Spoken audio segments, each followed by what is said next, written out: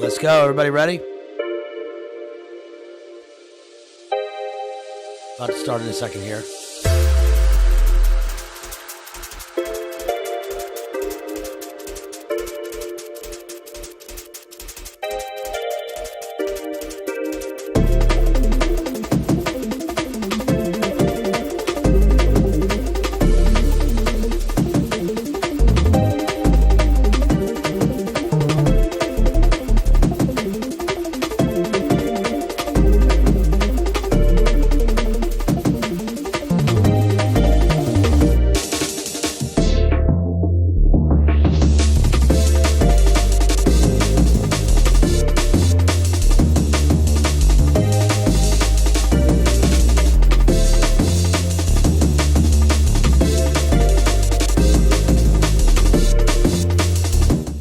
Shouts out to his family.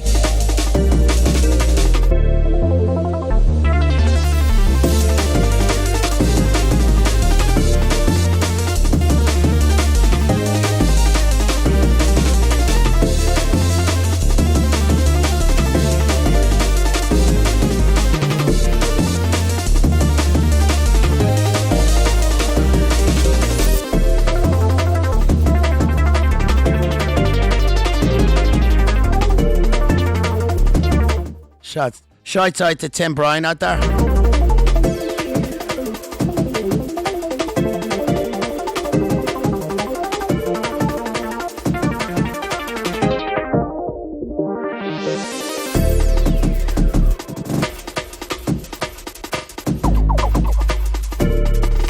Look at Marilyn with a book.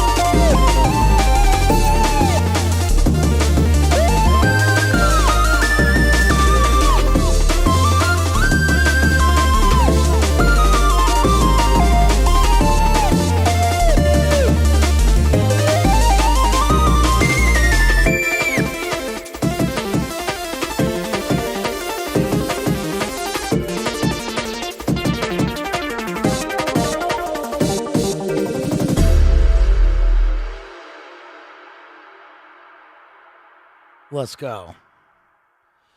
All right, what's up? What's up, y'all? We're doing a little drive time streaming here. A little drive time. What's up, everybody? Let's go. So tonight we're covering two Irish writers who changed everything. We're doing James Joyce and William Butler Yeats, and we're going to be going pretty deep. We're going pretty deep today, homeboy. So, first of all, everybody like and share. Please, I'd appreciate it. Hope everybody's doing. We're going to get cozy. We're going to get cozy and comfy today. Right? We're going to get cozy and comfy today. And we're going to be going deep into William Butler Yeats. And I've actually got a big stack of books here. Okay, so we're really talking about James Joyce. This started off as a James Joyce Dubliners stream, but I decided to go a little bit further and go into Yeats et al. And that's for a number of different reasons. One reason in particular is that I spent a bunch of time on James Joyce. I mean, I've read Dubliners a few times. I don't know how many times. I've read Dubliners many times. And, of course, Portrait of the Artist as a Young Man. And then, of course, we talked about Dylan Thomas's Portrait of the Artist as a Young Dog. Right, as a young dog. We're not going to be talking so much about Ulysses, and especially not Finnegan's Wake on this one, but we'll be talking about James Joyce and modernity, modernism, and the reasons that I think that James Joyce and Yeats, they form kind of two sort of twin pillars. And it's interesting that, both are Irish writers and they are so different, but there are similarities between the two, especially for what they mean to modernism and to modernity. Let me know if you can hear me all right, if my volume's all right. Give me a thumbs up. Give me a thumbs up if you can hear me all right. Okay, because I had to reset everything, of course, again. But we're getting cozy and comfy today. And really, yeah, there's a creeper part of Dubliners, right? The encounter, and I'll be discussing that one a little bit. Of course, that one is a disturbing story, but we'll be mainly focusing on Araby and the Dead, Little Cloud, and a couple of other ones. I'm not going to do a complete breakdown of the entire book, but I'm going to talk about really two or three of the short stories. I mean, the Dead is longer, but it's a book of short stories, right? Published in 1914 and really published on Bloomsday, or at least the day before Bloomsday, 1914. So part of it is around 1904, when June 16th, 1904, when Bloom's, the inspiration for Bloomsday takes place, which is a Ulysses thing. Ulysses later published in 1922, but we're not going to go so much into Ulysses. We'll be talking about Dubliners, and then really, I think the interesting part for you all will be when we talk about William Butler Yeats and this biography that I have. So one thing I'm going to pull up here, I'm going to try to pull up because I'm boomer teching it here, is a documentary with Seamus Heaney. Interestingly enough, Seamus Heaney is taking Richard Ellman along the coast, and they're discussing these three Irish writers and what they mean, especially to modernism. And I'm going to show you some of that. But it was interesting because I was just watching it, and after I'd done my work on Dubliners here for this, and one thing that was interesting was that part of this is Heaney talking to Richard Ellman. Richard Ellman is Joyce's biographer. And then I started thinking, yeah, I've got a book by Richard Ellman. I don't have the Joyce biography, but I've got a book. And then I remembered that I've got this book, pull it out of the stack here, called The Man and the Masks, James Joyce. And I picked this book up in one of those little lending libraries that you find. At least you find them here. We've discussed that in some other things. But the little nook libraries that you find outside of a coffee shop, you take one, you leave one. And I discovered this book in about, I don't know, 2007 or something like that. And it's a great book, but it's Richard Ellman. And he goes pretty deep into it's a analytical biography of Yeats. And he talks about his associations with Golden Dawn. I think that will be interesting to our audience here, right? Talking about Yeats, there's mentions of Al Crowley in here, and the esoterica associated with the gyre. Turning and turning in the widening gyre, of course. The falcon, can I hear the falconer? But we're going to talk about that. This is some pretty high IQ stuff, but stick around because I'm going to try to show you this biography and riff on it a little bit because it is pretty funny.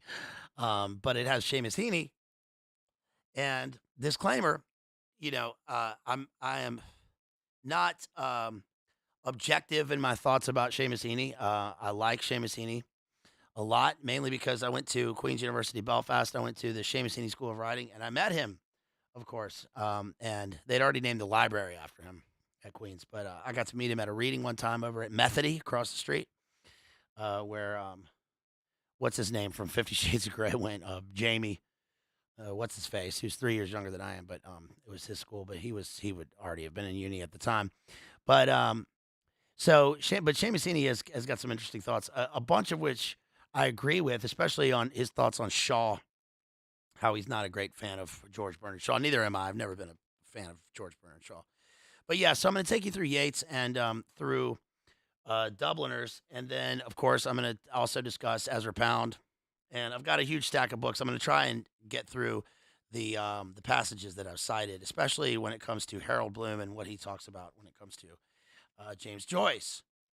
So what I wanted to start you off with here is just discussing Joyce and his impact on. First time I read this was January 1998, and I read it again. I read it again the next year. Then I read it again in university, and then I read it a couple of times since then. But just right off the bat, one of the things about Joyce is that he's so important for modern writing because in Ulysses, of course, he gets we have a much more sort of surreal and dreamlike quality to his writing, which there's a discussion of automatic writing later, and that's also relates to Yeats in terms of the esoteric. Bloom points out that James Joyce is not a Gnostic writer, which is interesting because that's we get so much Gnosticism in terms of modern literature and, of course, movies. But he sort of has the opposite point of view. And now Joyce, in his early life, was had kind of a nasty point of view of the world and spent so much traveling. I mean, he had like 100 different addresses over the course of his life. Later, left Ireland, of course, and then moved to.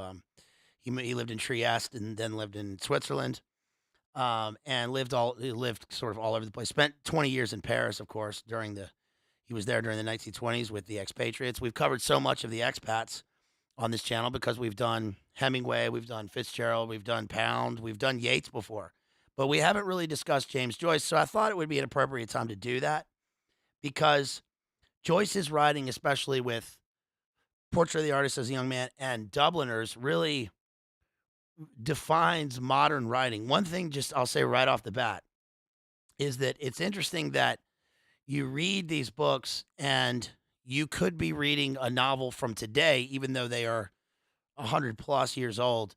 And that's really remarkable because the style of writing is so close to common speech. Okay, now that might not seem like a big deal, but there's nobody else who, and for better or worse, but there's really nobody else who defines the kind of rhythmical line of of common speech and modernity going into the modern age and the industrial era in prose like Joyce.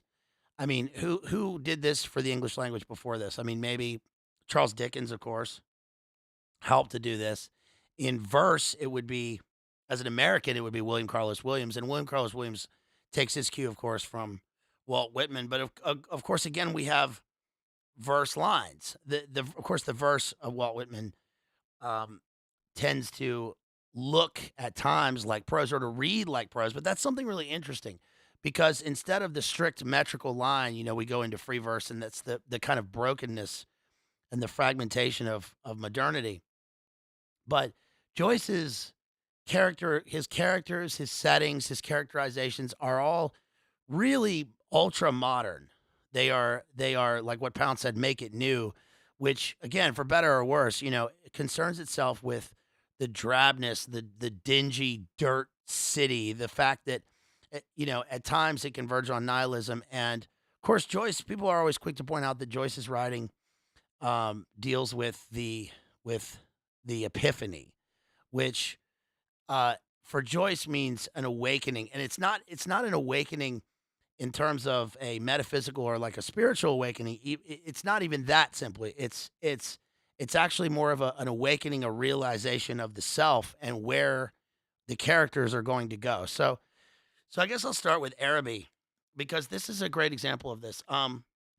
Actually, as a precursor to that, I will start off with the famous passage from James Joyce at the beginning of Portrait of the Artist as a Young Man, because this is so important. Because one thing Joyce does is form plus content equals meaning. The form in Joyce is so interesting because we no longer have something that is we don't have like the conventional structure.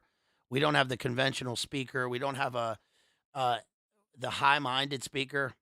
Not that I agree with this or not. I mean, it depends on the work, but I'm saying that it's interesting that the form mirrors the content in a way where Portrait of the Artist as a Young Man and Dubliners mirror the progression of characters through the city, but also through life. So if the character starts off young, I've talked about this before, but if the character starts off young, it would make sense.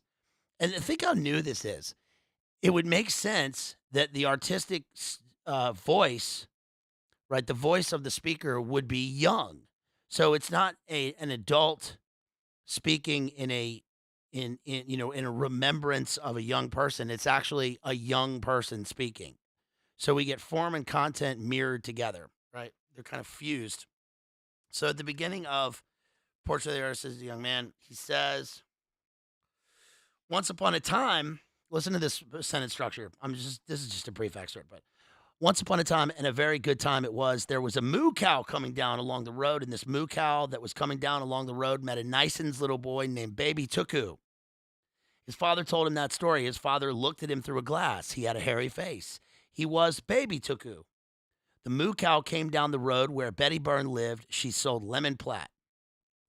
Oh, the wild rose blossoms on the little green place. He sang that song. That was his song. Oh, the green woth behoeth. When you wet the bed, first it's warm, then it gets cold. Gross. His mother put on the oil sheet. His mother had a nicer smell than his father. She played on the piano the sailor's hornpipe for him to dance. He danced. Tra-la-la-la-la. We also get this, by the way, mirrored in The Wasteland, right? Remember with T.S. Eliot's way-la-la-la-la, which I've discussed way back. But what he's doing here, so notice the sentence structure, okay? This is for analytical writing. This is for you to notice, as you're watching this, to notice the way that the artist mirrors the form, the way that it looks on the page, with the content, what he's saying in the page, right? Subtext and text sort of fuse together to get an accurate and more truthful picture of the way it was at the beginning of the story. And of course, he begins with the proverbial once upon a time, but the sentence structure is long. And it becomes, usually I talk about how longer sentences in prose are not run-on sentences. They're just compound, complex sentences here. But we get a run-on sentence because we have a child speaking. So it makes sense. Once upon a time, and a very good time it was, which is almost Hemingway in its simplicity. And then he says the onomatopoetic, there was a moo cow coming down along the road, and this moo cow, he repeats it because he's a child, that was coming down along the road. He repeats the same sentence that he just said, the same phrase. Met a nicens little boy named Baby Tuku, ... Right? With the ellipsis. His father told him that story, ... His father looked at him through a glass, ... He had a hairy face. We get basic descriptions of things, and this is evocative. We not only are able to place ourselves in the setting, but we're able to place ourselves in the we see the speaker and we see what he sees because he's a child. Does that make sense? It's simple, it's simplistic, but it's beautiful, and it's wholly revolutionary. I mean, this rarely occurs before this. Where the actual voice of the speaker mirrors or mimics the words on the page to get a more truthful picture. I mean, it's really a pretty striking image. In Araby, which is probably my favorite story in Dubliners, I wouldn't say my favorite. My problem with James Joyce is that it's hard for me to connect with James with his writing. It just is. And the reason is because there are long passages where I don't care about the characters. Now, that doesn't mean that I don't recognize its greatness or that I don't understand it. It just means that I have a hard time connecting what would they say now, my personal experience with some of these. I mean, look, I lived in Northern Ireland for 5 years. Or for 3 years. I lived in the UK for 5 years. I lived in England for 2 years. I've been to Dublin a million times. Of course, I spent my time in Belfast, but every time there's a mention of Belfast in Joyce or Yeats, I kind of look up, I'm excited about it. I even like seeing the word Belfast on the page because obviously these it's the title of the book, Dubliners, right? And I prefer Belfast to Dublin. That's just me because I live there. Don't get mad. But I think that I have a hard time connecting with it because a lot of times the stories are supposed to be set. They are vignettes of a particular time and place at the birth of modernity and modernism, where everything is so drab, everything is so dark. It's not the darkness that bothers me. It's the understanding that this is a place where you want to escape. The whole book is about like wanting to escape. You want to escape these places. I mean, Joyce himself did that. And oftentimes I try not to conflate the author and the speaker in a book. But if the book is about escaping, then it makes me want to escape from the book itself. Does that make sense? There's kind of two kinds of escape. There's like an escape within the book where you are on an adventure away from the setting, and then there's the escape where one reason that the book is great though is because it's universal. Everyone can relate to the place where they are and wanting to escape, especially, you think there's nothing happening in your youth, right? There's nothing going on in the city. Even people that grow up in, I mean, I know that we have some of our people here, right? Some of our members, we have members now. Even some of our members have grown up in, for instance, New York City. We have NYC people here, and even people who grow up in New York City want there's nothing to do. In a way, I mean, I lived in New York when I was in my 20s, so it's like there's everything to do and then there's nothing to do. There's so much to do at times that it seems like there's nothing to do, if that makes sense. But Araby is my favorite story in here because it's simple and it's brief. And so let me give you a sort of rundown of what happens. Basically, the short story is named for the Arabian Bazaar that was in the sort of late 19th century, early 20th century. I don't know if it's still around, but this was a sort of tradition in Dublin. And what happens is there are stalls set up and people are selling their wares. It's kind of trinkets and stuff, but it's supposed to be exotic and it's evocative of this far off, exotic place of Arabia, right? Which is the polar opposite of dark, coal ridden Dublin, especially in late 19th century through 1904. And so there's this boy and he lives at home with, this is in the voice of Joyce, and it is highly autobiographical, but he lives in this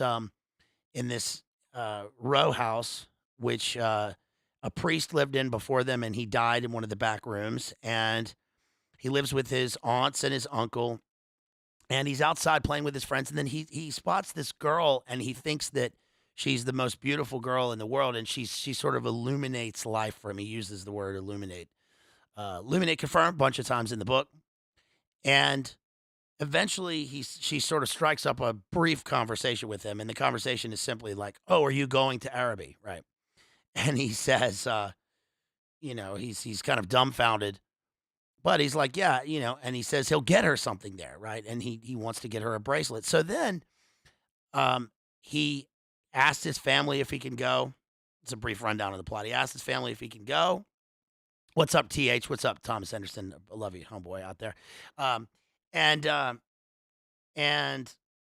they say, they sort of talk about it, and yes, and your uncle has to get home, and so he waits and waits and waits for his uncle to get home from work, and his uncle says he'll allow him to go, but his uncle gets home late, and he's drunk, and then finally he gives him the money to go, and then he leaves, but it's very late. He takes a train to the market. When he gets there, everything's kind of closing down. There's nobody really there anymore. He listens to the conversations of the people at the stalls. He wants to get something, but it's too expensive. And he doesn't get anything. And then he gets on the train and goes home. And that's it. That's the short story. But what does this mean? Right? What's the meaning? Well,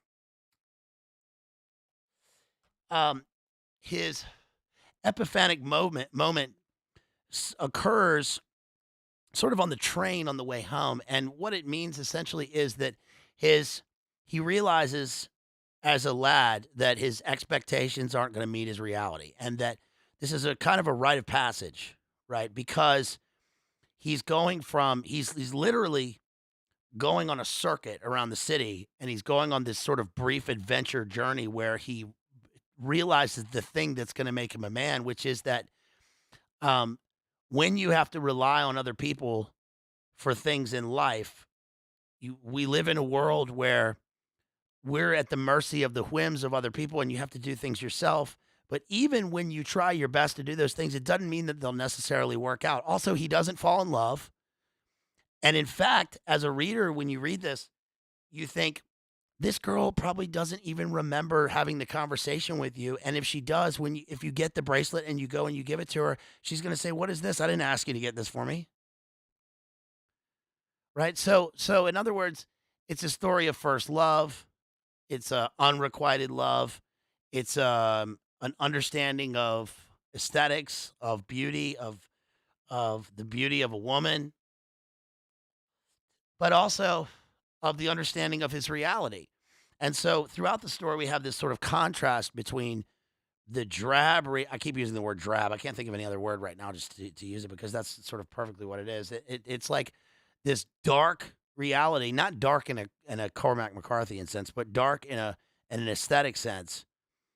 And everyone's poor, and he doesn't make his way out of it. And in fact, a lot of the book is about non-escape. So it seems to be nihilistic in that sense, like there's no hope for him. But that's not necessarily the case. That there's no hope. It's just that reality can be quite dim. Does that make sense? And yeah, Joseph T. says sounds like something from the Arabian Nights. Interesting, you point that out because I'm thinking of doing an Arabian Nights analysis coming up soon. If you'd like me to do that, leave that in the comments. Also, guys, you can support me. I really could use your support. So please think about supporting me directly because big internet takes a large chunk. If you do that through the thing down there, I love it when people send me super chats. I appreciate any support you have to give me. But if you want to, if you would support me directly through the links in the chat or the links in the video description, I sure would appreciate it. And I really need your continued suggestions for books and works to cover. And I brought this up last time. Again, if you guys want to see me do Twin Peaks and you want me to get the snow books, right? Or talk about Twin Peaks Firewalk with me, let me know. Let me know what you want me to cover. Also, if you want to grab a membership, you can do that in the channel description. I think you can do it somewhere down there. I don't know. You can do that. And we have members here, and we're going to do our members-only stream coming up soon. I'm working on something with Point Break right now, but I have to wait until I have something more for you and more something confirmed to let you know about that. But I want to do a Point Break stream since Point Break is the greatest movie of all time. And I'm talking about Point Break 1991. I don't care about the new Point Break, obviously. It makes me mad that they even did that in the first place. But, right, hot take, right? But, yes, original Point Break is what I'm obviously referring to, right, with Bodhi. Who's that? That's Bodhi. They call him the Bodhisattva. He's a real searcher. What's he searching for? The ride. The ultimate ride. Doesn't everybody want to see a Point Break analysis or a Twin Peaks analysis? I mean, Twin Peaks Firewalk with me is so amazing. I already talked about it in the last stream, so I'm not going to go on about it. But let me talk about Araby here. So Araby, he starts off and he says, North Richmond Street. Hey, shouts out to Richmond. It's not Richmond, Virginia, obviously, but still, when I see Richmond. Do you guys do that when you're reading a book? You see, I never would see my own name, right, in a book. But if you see your own name in a book, or you see like your birthday, or you see where you're from, or somewhere you love, don't you kind of, you look up, right? North Richmond Street, being blind, was a quiet street, except at the hour when the Christian Brothers School set the boys free. Interesting, he talks about being blind. I mean, Joyce, this is foreshadowing of his own life. Joyce, basically went blind not in a Miltonian sense. I mean, Milton went blind and dictated his poems, but Joyce did dictate a lot of his work because of his blindness. But one eye, you see him in that picture with the eye patch on. That's the coolest picture of Joyce, where he's got that eye patch on. Right, Luminate confirmed though. No, but he's got the one eye. He had degenerative eye disease or whatever. But it's interesting. He talks about being blind, but also North Richmond Street being blind, it means it's a dead end. Right. It's a dead end, and we kind of are at a dead end life right at the beginning of the story. An uninhabited house of 2 stories stood on the blind end, detached from its neighbors in a square ground. So it's detached here. This isn't an attached row house. The other houses of the street, conscious of decent lives within them, gazed at one another with brown, imperturbable faces. Interesting, because we've talked so much about how the house will stand as a kind of a outer static symbol of the psyche, or at least of the soul state of the character or the speaker in a work. And here we get an exterior look at the brown, imperturbable faces as if covered in dirt and grime and coal, and there's just nothingness. Now, maybe it's just me, but there is something to be said for the grim reality of the cityscape that Joyce paints in his verbal pictures here that is pretty accurate and truthful. It sort of hits home to me because there's one thing about living in Belfast for 3 years. I mean, there is a grimness to reality that is hard to escape. And it's not a knock on the city. A lot of that has to do with sort of post World War II industrialization, the way that the Blitz affected all of the UK, and especially coming from an American context. I mean, one thing that's interesting for me is that you notice the little things like when you go from living in America to living in the UK, and you notice that, for instance, I'm looking at my front door right now, and there's a door handle, and there's a separate lock, and then there's another lock. But everywhere that I ever lived in Bristol or in Belfast, it's just a latch. There's no door handle. It's just a latch. Or the way that the lights look, the way that the lights are different, or the electrical sockets, it's just different. And that's part of culture shock and living in other places. But there is a grimness to it. I think the best example of that in terms of a pre Big Nine and then a post Big Nine reality would be that, like, when I first went to university over there, and it's like I had to furnish my little flat, you have to go. I remember having to go to the pillow store, right? And then to the duvet store, and then to this store, and to that store, and everything's on foot. And that's fine, but it's different from, going to the Target and getting everything all at once. I would say the Walmart, but I don't. I say I've never been in a Walmart, but I'm sure I've been in one. But I can't. I've avoided Walmart for most of my life because of my family always say we're not going to a Walmart. We're not going to a Walmart. That's how my family talks. We're not going to a Walmart. It's too common. We're going to the Target. Well, of course, now the Target is even worse. So maybe I will go to the Walmart. But my point is that you can go to one place in a car and get everything, and that's the American experience versus the UK. But there's a grimness that goes along with that. Do you get what I'm saying here? Let me berate you. Do you even understand? Do you even understand what it's like? You go someplace, you got to go to the pillow store and then the duvet store. What is that? It's not that funny. I'm sorry. Imagine being berated about something you have no control over. Okay, so the brown imperturbable faces and conscious of decent lives within them, and the houses are gazing one another because they're close, just like the neighbors are gazing at one another, and just like, as foreshadowing, the speaker here is going to gaze on this girl who walks by, right? He talks about the former tenant of our house, a priest, had died in the back drawing room. Air musty from having been enclosed, hung in all the rooms, and the waste room behind the kitchen was littered with old useless papers. You get the drabness and the darkness of early industrialized modernity, right? Yes, in the second city of the empire. Yes. Steven says BLA is going to get Amazon to open showrooms. Yeah, well, Amazon's wild. Not to go on about Amazon, but Amazon's wild. I had to have been one of the first customers at Amazon because I bought books off Amazon for years in the late 90s, and it was so amazing being able to be to buy a book and have it sent to the UK. Amazon.co.uk. It was crazy. Way before they sold everything, right? Way before you could get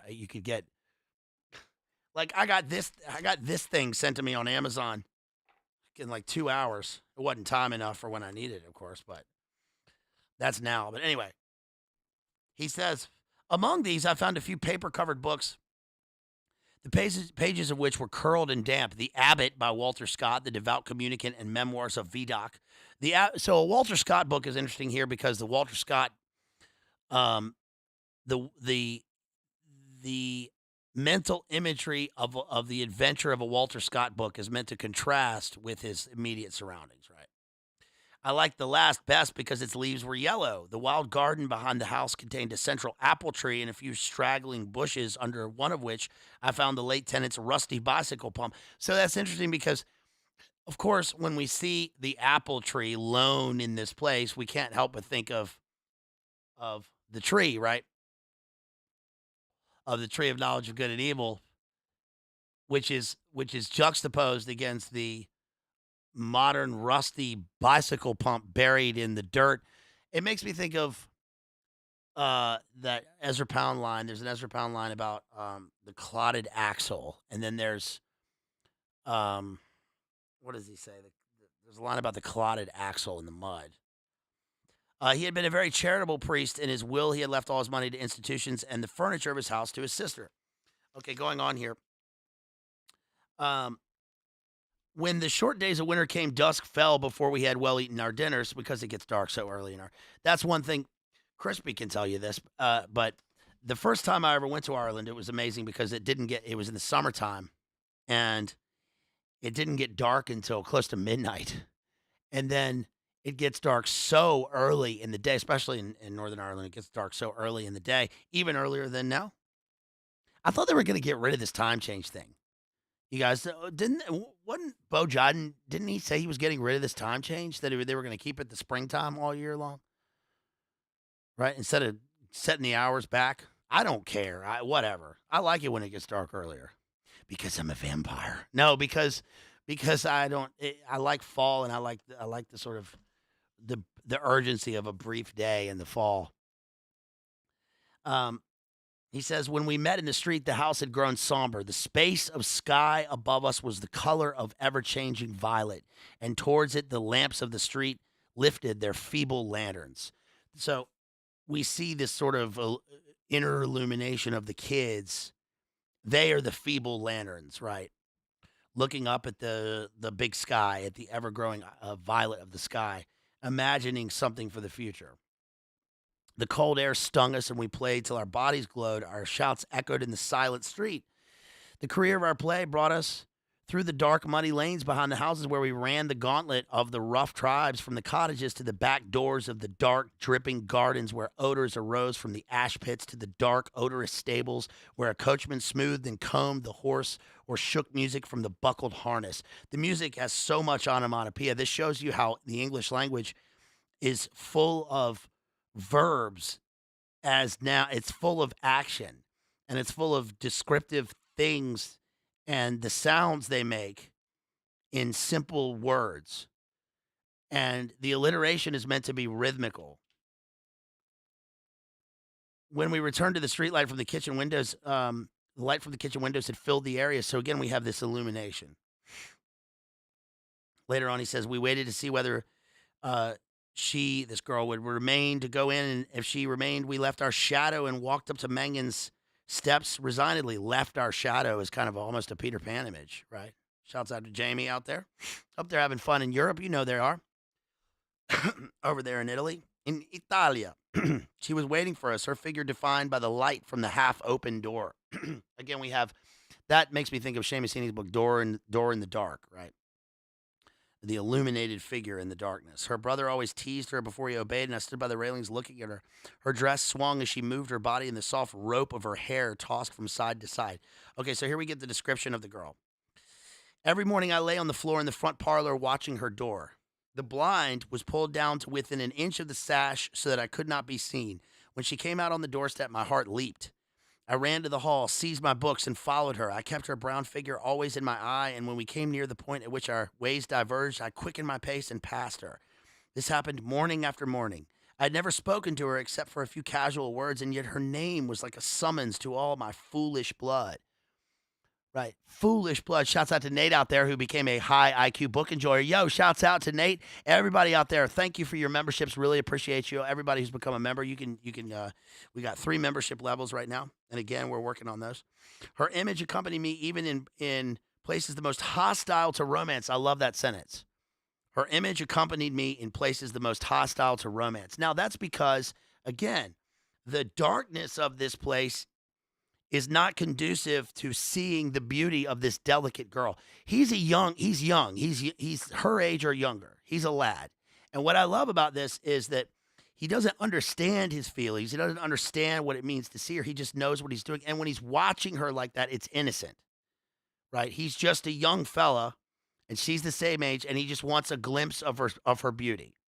He says, these noises converged in a single sensation of life for me. I imagined that I bore my chalice safely through a throng of foes, as if he's in an adventure novel, as if he's like living in a Walter Scott novel, and that he's a hero in a future masculine role wanting to rescue this damsel, and he's got his chalice here as almost a grail image. Her name sprang to my lips at moments in strange prayers and praises. I love the unity and variety here. Is the multifoliate description unified with consonants, which I myself did not understand. He says, I didn't understand. My eyes were often full of tears. I could not tell why, and at times a flood from my heart seemed to pour itself out into my bosom. I thought little of the future. I did not know whether I would ever speak to her or not. If I spoke to her, how could I tell her of my confused adoration? He adores her. But my body was like a harp, and her words and gestures were like fingers running upon the wires. That's an interesting image here because at first glance, the image sounds so beautiful and very Irish, right? Because his body becomes a harp. He's an Irish harp, and he's singing. He's lyrical to her. But think about it like this. It's also inaccurate. And it's almost, he's almost conscious of the fact that his image is inaccurate later in life because he's saying that they were running upon the wires of the harp. Well, a harp doesn't have wires. It has strings. But the hardness of the wires means that he's almost untempered by life, which he's later going to go through in the story. That's going to temper him and make him into something finer, which is, again, ironic. One evening, I went into the back drawing room in which the priest had died. It was a dark, rainy evening, and there was no sound in the house. Through one of the broken panes, I heard the rain impinge upon the earth, the fine, incessant needles of water playing in the sodden beds.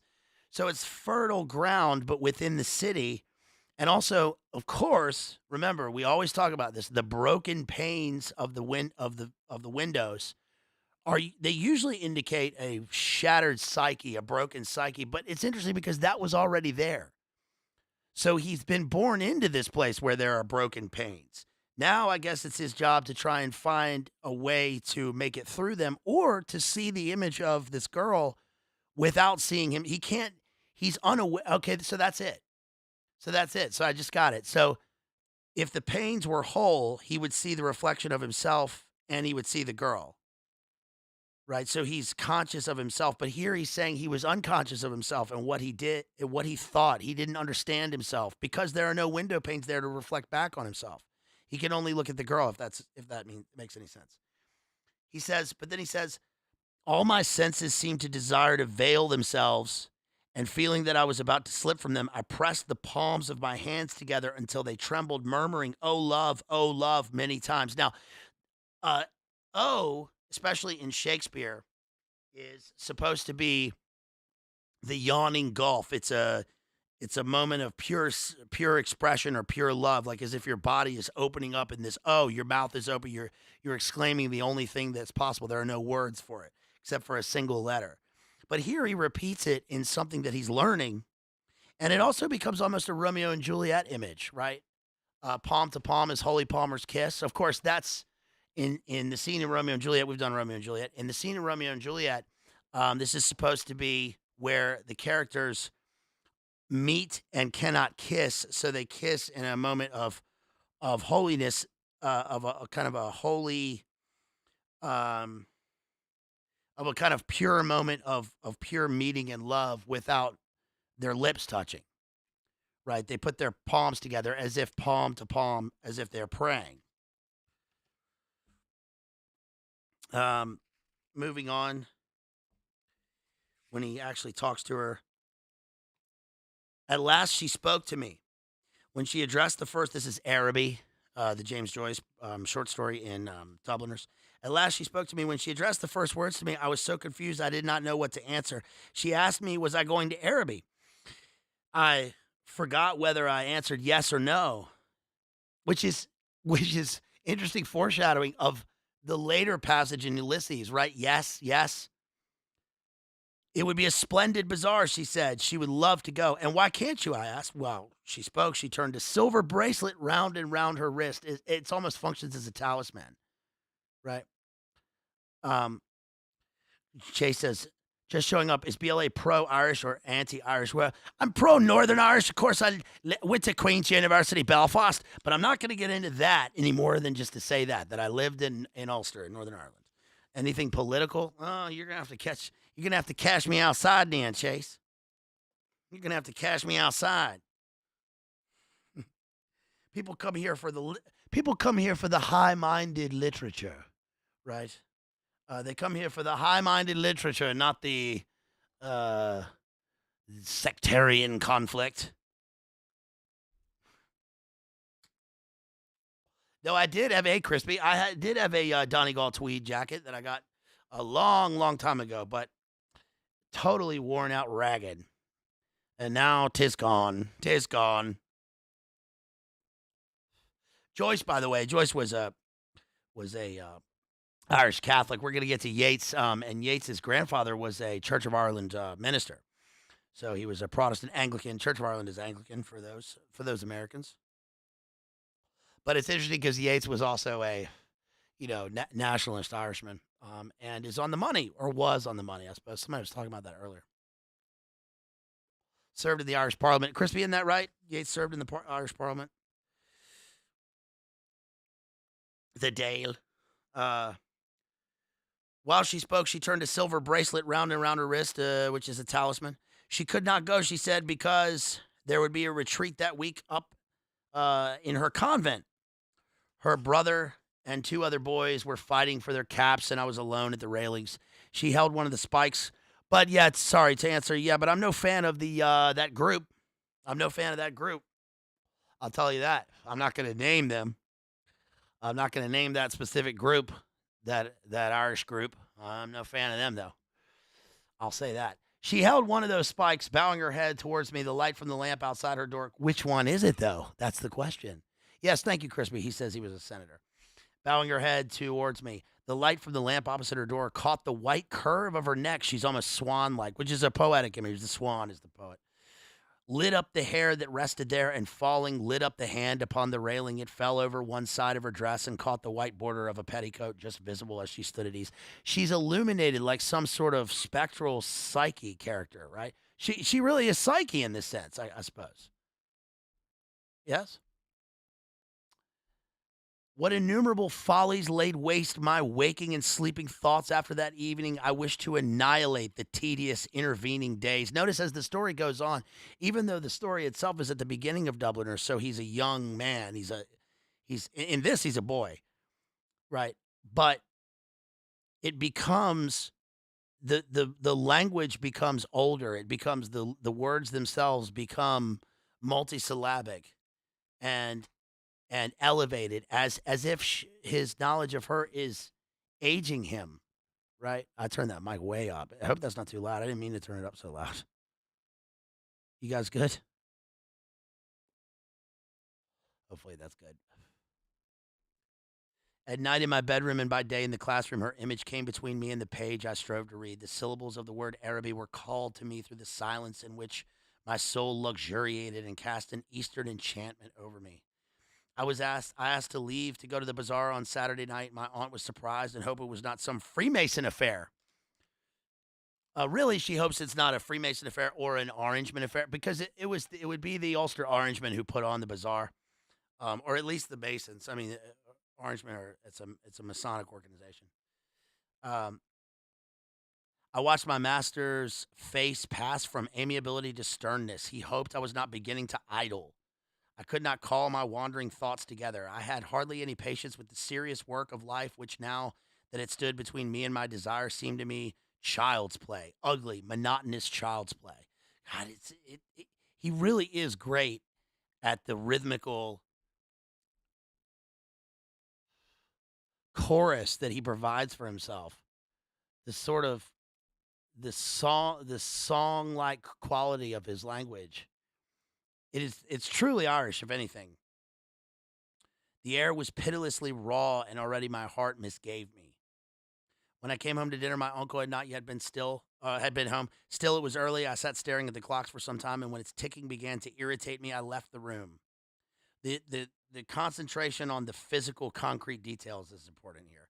I mounted the staircase and gained the upper part of the house. The high, cold, empty, gloomy rooms liberated me, and I went from room to room singing. From the front window, I saw my companions playing down below in the street. Their cries reached me weakened and indistinct, and leaning my forehead against the cool glass, I looked over at the dark house where she lived. This is great. I may have stood there for an hour, seeing nothing but the brown-clad figure cast by my imagination, touched discreetly by the lamplight at the curved neck, at the hand upon the railings, and at the border below the dress.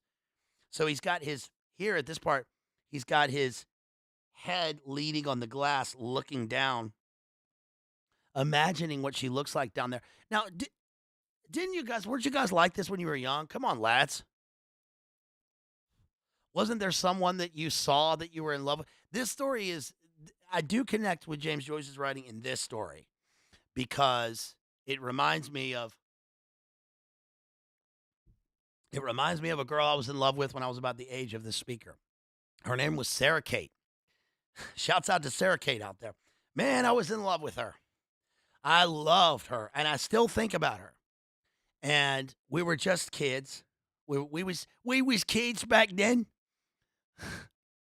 But I was on swim team, and we were both great swimmers. And I just remember every time I saw her, it was light, you know? It was light and warmth. And I loved seeing her. I still can picture her eyes through my eyes, you know? And so, like, I'd be in the snack bar and I'd be with my friends at the pool, and then I'd look out the window to see where she was, you know, and just looking out, and I can feel the coolness of the window pane on my forehead, just like in the story. Don't you guys relate to this?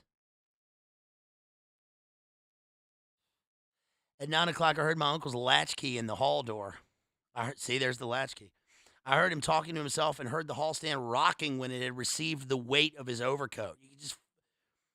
You can feel it's almost synesthesia here, right? You can almost smell and hear the sound of seeing his overcoat put onto the hall stand. When he walks into the hall, it puts it on the hall stand, and the house shakes. Yes?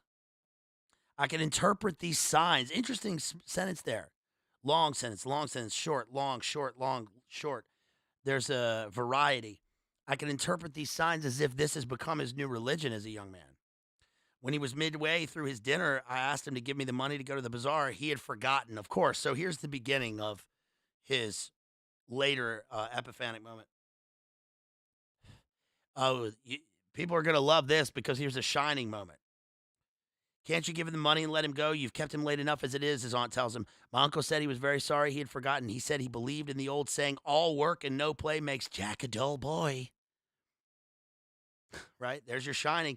He asked me where I was going, and when I told him a second time, he asked me, did I know the Arab's farewell to his steed? When I left the kitchen, he was about to recite the opening lines of the piece to my aunt. He holds the florin tightly in his hand, and then he goes towards the station. The sight of the streets thronged with buyers and glaring with gas recalled to me the purpose of my journey. I took my seat in a third-class carriage of a deserted train. It's deserted because that's the outward extension of his interior state.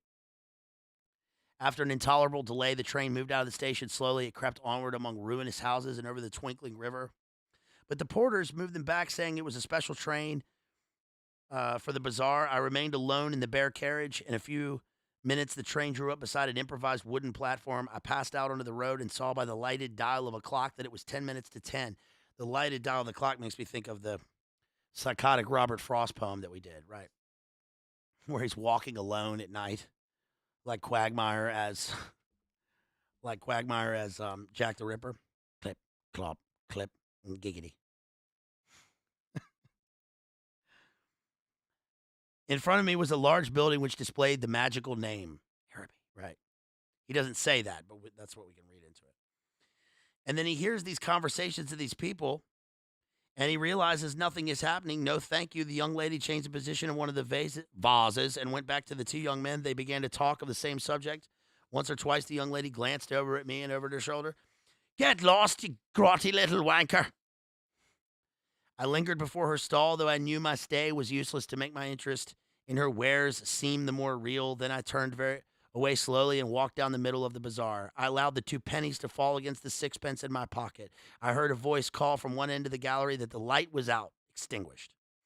The upper part of the hall was now completely dark. And here we go. Here's the final paragraph of the short story. Gazing up into the darkness, I saw myself as a creature driven and derided by vanity, and my eyes burned with anguish and anger. It's a great story because what does you want to happen, what you expect to happen, doesn't happen, and that mirrors again the way that love and life stings you, and you have to keep going. That's not to say it's it's promising or it's on the other hand that it's even nihilistic. It's just it is what it is. No, it's the pain of expectations not meeting reality, which is wholly modern. That's the whole point of the stream, is that it's wholly modern.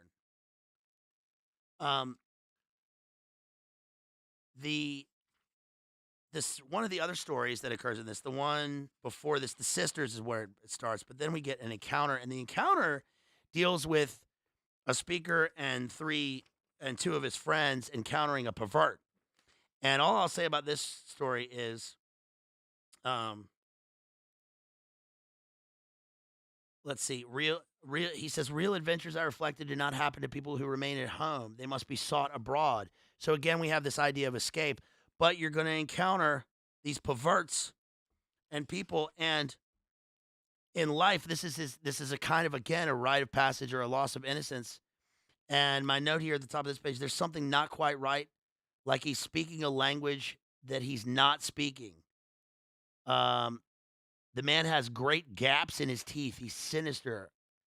There's an uneasiness. There's a confusion because he's sitting there with his friends, and then he encounters this guy who talks to them for too long. And then he realizes there's something uneasy about it. And the way that he's talking to them is, this is in the second story in the book, an encounter. The way that this pervert is speaking to them is he is saying things he is not saying. So it's up to the speaker in this this is what really brings about his discernment in terms of communication on a daily basis and deciphering the language of people that he needs to avoid. This is one thing that it takes, growing up, where, and adults have this problem too, don't we? Where we have this problem of where when we find ourselves encountering people that make us feel uneasy, and we know somewhere deep down in our mind or in our gut that they mean to do us harm, we're stifled by this sense of politeness, where we're oftentimes, adults are willing to put themselves into bad situations because they don't want to be impolite. Whereas it really does take backbone to break yourself out of it, or to say, fuck it, I don't give a shit what this, I'm leaving, or I don't like the way this person's talking to me, or whatever it is. But you have to kind of break through that, and it really takes discernment, and it's a really adult quality for us to have. But oftentimes we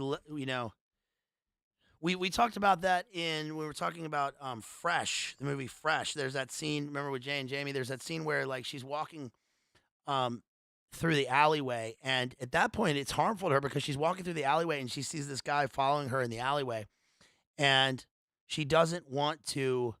She kind of arms herself. She puts the key in between her, in her fist, and that later occurs at the end. But she doesn't want to risk, losing face, essentially. But that's harmful to her because that's later going to play against her in that film. Whereas, yes, he smells like pipe tobacco, and he's got a rancid kind of smell about him, a funky odor, a Henry Lee Lucas kind of smell. There's a kind of a primordial smell that goes along with dangerous situations oftentimes, and he really points that out in the short story. But that is what sort of makes his loss of innocence and his rite of passage within this book.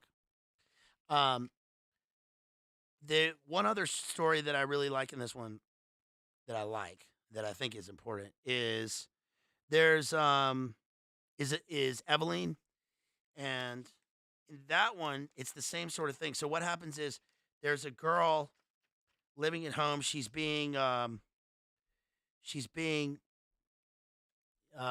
mistreated by her family and by her dad, And then she falls in love with this guy, and essentially the guy says, "Run away with me, leave this place. We'll go off to South America." He wants to go. I think it's Argentina. He wants to leave, and he has a ticket ready for her, and she gets up there and she's about to go, but then at the last moment he gets on before her. She doesn't get on, and she waves him goodbye, and he leaves, and that's it. And that's to say that it takes. It's not a moral. It's not it's not an Aesop fable, but it takes something within oneself to take the plunge or to escape one's situation. You have to have agency in that, right? And the first sentence in this, she sat at the window watching the evening invade the avenue. Again, the way that weather and that physical, oh my gosh, I keep moving this thing. The way that weather and physical structures um, stand as symbols of the character's inner states in with all through James Joyce is important. Yeah, so she meets Frank. She was a girl, but latterly he had begun to threaten her and say what he would do to her, if only for her dead mother's sake. Frank was very kind, manly, open-hearted. That's the guy she meets. Also, we get Poppins on page 31, which makes me think of Mary Poppins and how Mary Poppins is this kind of what is Mary Poppins? She's a kind of archon that appears out of nowhere, right, floating with this umbrella, and then disappears. There to for the in within the story for the kids. And that's what this woman wants to escape the odor of dusty creatone. That life of commonplace sacrifices closing in final craziness. She stood up in a sudden impulse of terror. Escape. She must escape. Frank would save her. He would give her life, perhaps love her too, but she wanted to live. Why would she be unhappy? She had a right to happiness. Frank would take her in his arms, fold her in his arms. He would save her. She stood among the swaying crowd in the station at the north wall. He held her hand, and she knew that he was speaking to her, saying something about the passage over and over again. The station was full of soldiers and brown baggages. Through the wide doors of the sheds, she caught a glimpse of the black mass of the boat lying in beside the quay wall with illumined portholes. Of course, that's no accident. There's a kind of metaphysical language that is infused within Joyce because of his upbringing, because of his cultural and religious upbringing and his situation that makes him want to escape. But the problem is that he's only relies on himself, and you have to rely on yourself at points, right? Because what this story gives you is that Eveline relies on Frank to help her escape her situation, but she has to take part in that, right? She has to do that. But it says she answered nothing. She felt her cheek pale and cold, and out of a maze of distress, she prayed to God to direct her, to show her what was her duty. The maze, obviously, is the maze of her lost psychic mind.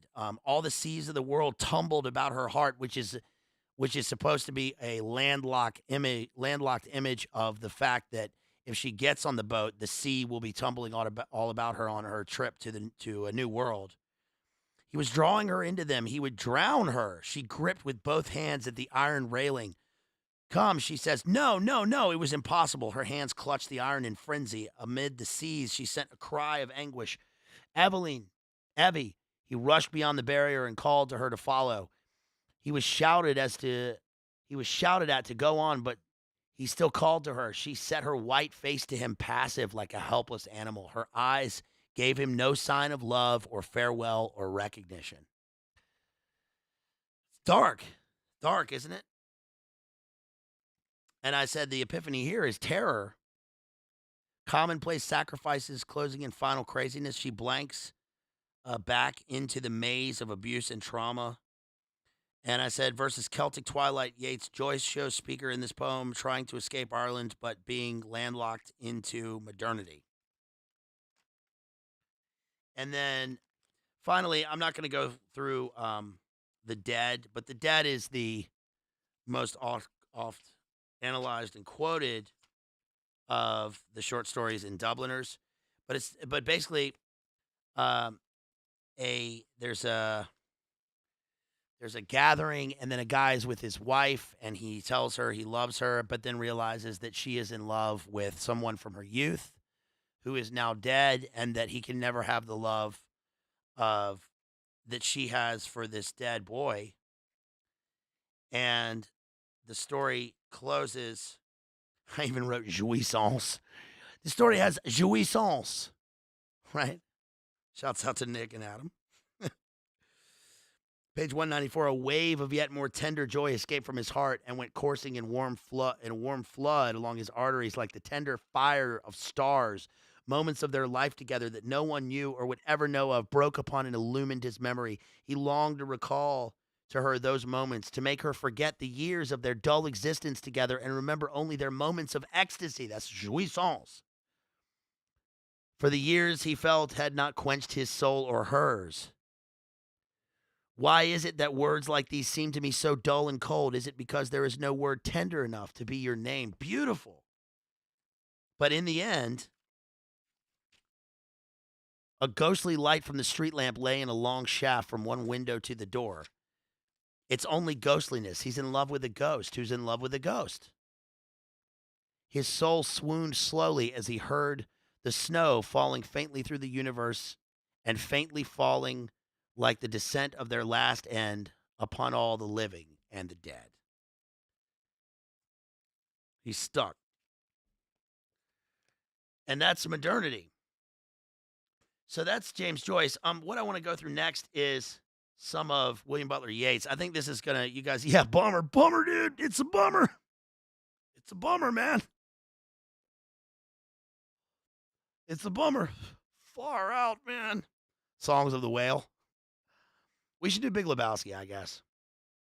I said a while ago I wasn't going to do it because I didn't want to ruin it, because the movie speaks for itself. But maybe we should do it. Maybe we should do it.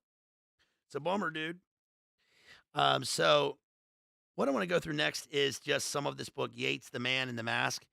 And actually, there's no way I'm going to get to this whole stack of books, but I'm going to go through some of Harold Bloom and this, and then I want to show you bits of this documentary if I can. In the meantime, please think about supporting me directly, you guys. I really would appreciate it so much. Okay,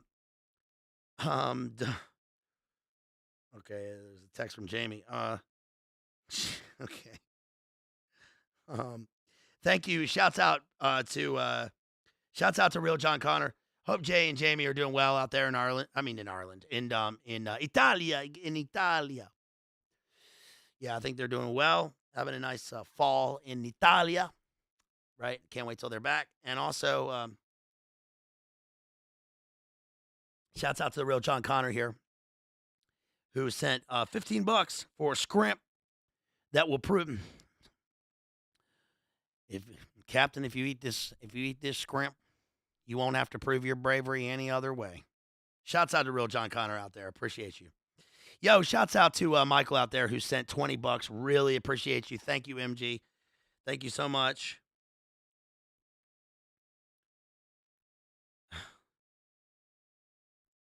Yeah. Thank you so much. Really appreciate you. You guys don't forget you can grab a membership and you can send dono chats and super chats. But like those two fellas did, I really appreciate you. Yeah, sending me that scrimp money. So I could keep this operation in full effect. So this is The Man in the Masks by William Butler Yeats. It's a good book. And of course it's by Richard Ellman.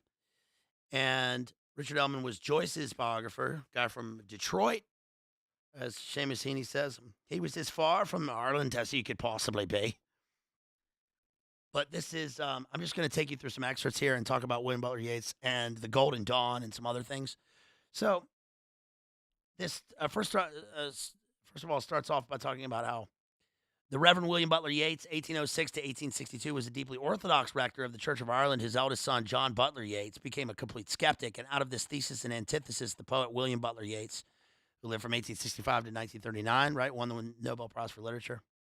eldest son in the third generation, erected an eccentric faith somewhere between his grandfather's Orthodox belief and his father's unorthodox disbelief, which, of course, became deeply esoteric. Harold Bloom calls him a pagan poet. And one thing, an interesting thing that it brings out at the beginning is, at this period, Protestant divines, particularly the more intellectual ones, were in revolt against the deistic tendencies of the 18th century and were seeking to infuse greater emotionalism into their religion.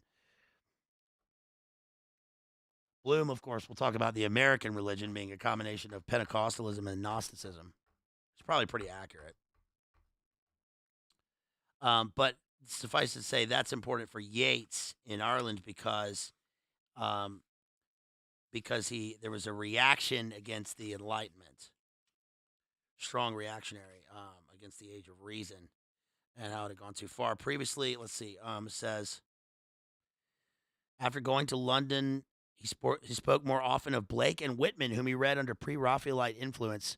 The forces of individualism and revolt under which had driven Mill, John Stuart Mill, swaddled in the utilitarian philosophy from infancy to go to poetry for release in his early 20s, exerted their pressure on Yeats, who responded to them more fully than Mill because unconstricted by a formal system or the necessity for formal writing. He was determined, therefore, to keep intellect in its place, and creations of the intellect alone, like law or institutional religion, were pernicious because they obstructed harmony, in his kind of Blakean esoteric view. Emotion was better than intellect, as personality was better than character. This habit of contraposing two abstractions and then judging between them was typical of his method. Trained in logic and law, he worked by dichotomies, dividing up the world and then subdividing further and further every division as part of the texture of his mind through his informality. Sometimes those informalities sometimes leads one to think him incoherent. His first dichotomies were based on affections and aversions, chiefly learned from his father, and his more subtle reflections frequently proceed from an attempt to turn these prejudices into principles. He took over from the rector as foundation stones for his thought a deep affection for Sligo and a thoroughgoing aversion for Belfast.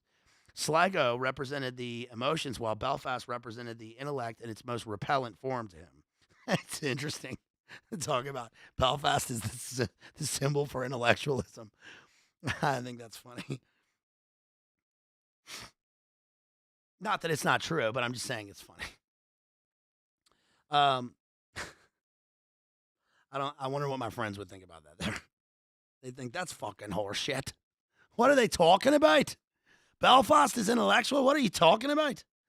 In evaluating poets, he says that Shakespeare so far exceeded Milton because Milton had too many opinions. Probably true. On similar grounds, he praises Rossetti, Dante Gabriel Rossetti, the poet, for having avoided the men of Belfast, for having immersed himself in art and poetry, letting opinions go by the wind. For J.B. Yeats, Shakespeare's age is the ideal. Then everybody was happy. Unhappiness came after the French Revolution, which brought realism along with it, and Shakespeare would not have been interested in realism.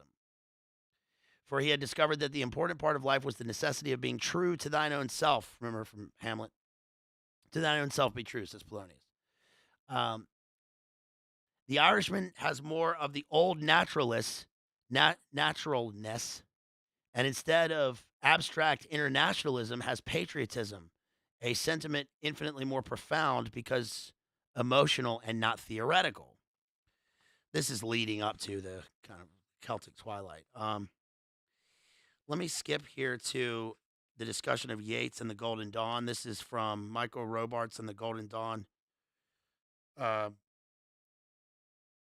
So this is the introduction about Yeats. This is chapter 7 of this book by Richard Ellman. Yeats, the Man in the Masks personae. Interesting because of Ezra Pound's interactions with them. Ezra Pound's book Personae, which we've covered here. Okay, so in March 7th, 1890, a few months before his expulsion from the Theosophists, did you know Yeats was expelled from Blavatsky? Yeats joined the Hermetic students of the Golden Dawn and was thereby, he tells us, shaped and isolated. This organization was founded in 1888, a year after Madame Blavatsky had founded her lodge, and its presuppositions about God, the universe, and man were about the same as those of the Theosophists.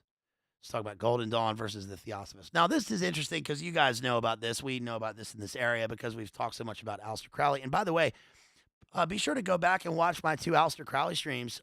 One is on Master Therion, and one is on Perdurabo, Young Perdurabo. These are based on a couple of Al Crowley biographies that I did, that I read and analyzed for you guys. This was, I don't know, a year and a half ago, but they did pretty well. But did you know this? I mean, you guys knew that Yeats was a member of the Golden Dawn, concurrent with, he was a contemporary of Aleister Crowley, and they later were engaged in a magical battle. Yeats actually was there when MacGregor Matthews and 2 other guys reorganized Golden Dawn along like Masonic lines and rituals combined with Rosicrucianism.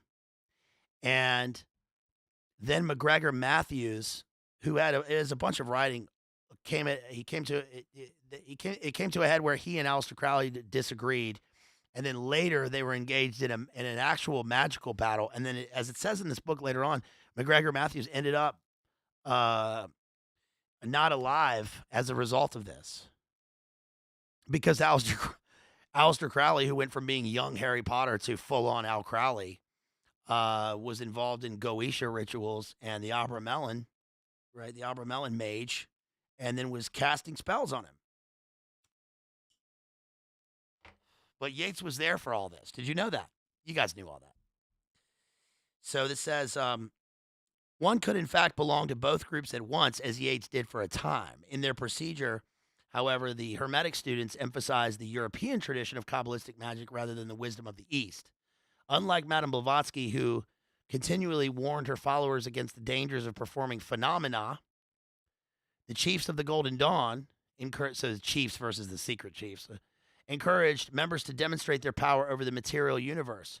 Great emphasis was put upon occult rituals and progressive initiations. Being a much smaller society and having less urge to proselytize, the Golden Dawn also succeeded in maintaining an atmosphere of secrecy far stricter than that of the Theosophical Society's esoteric section.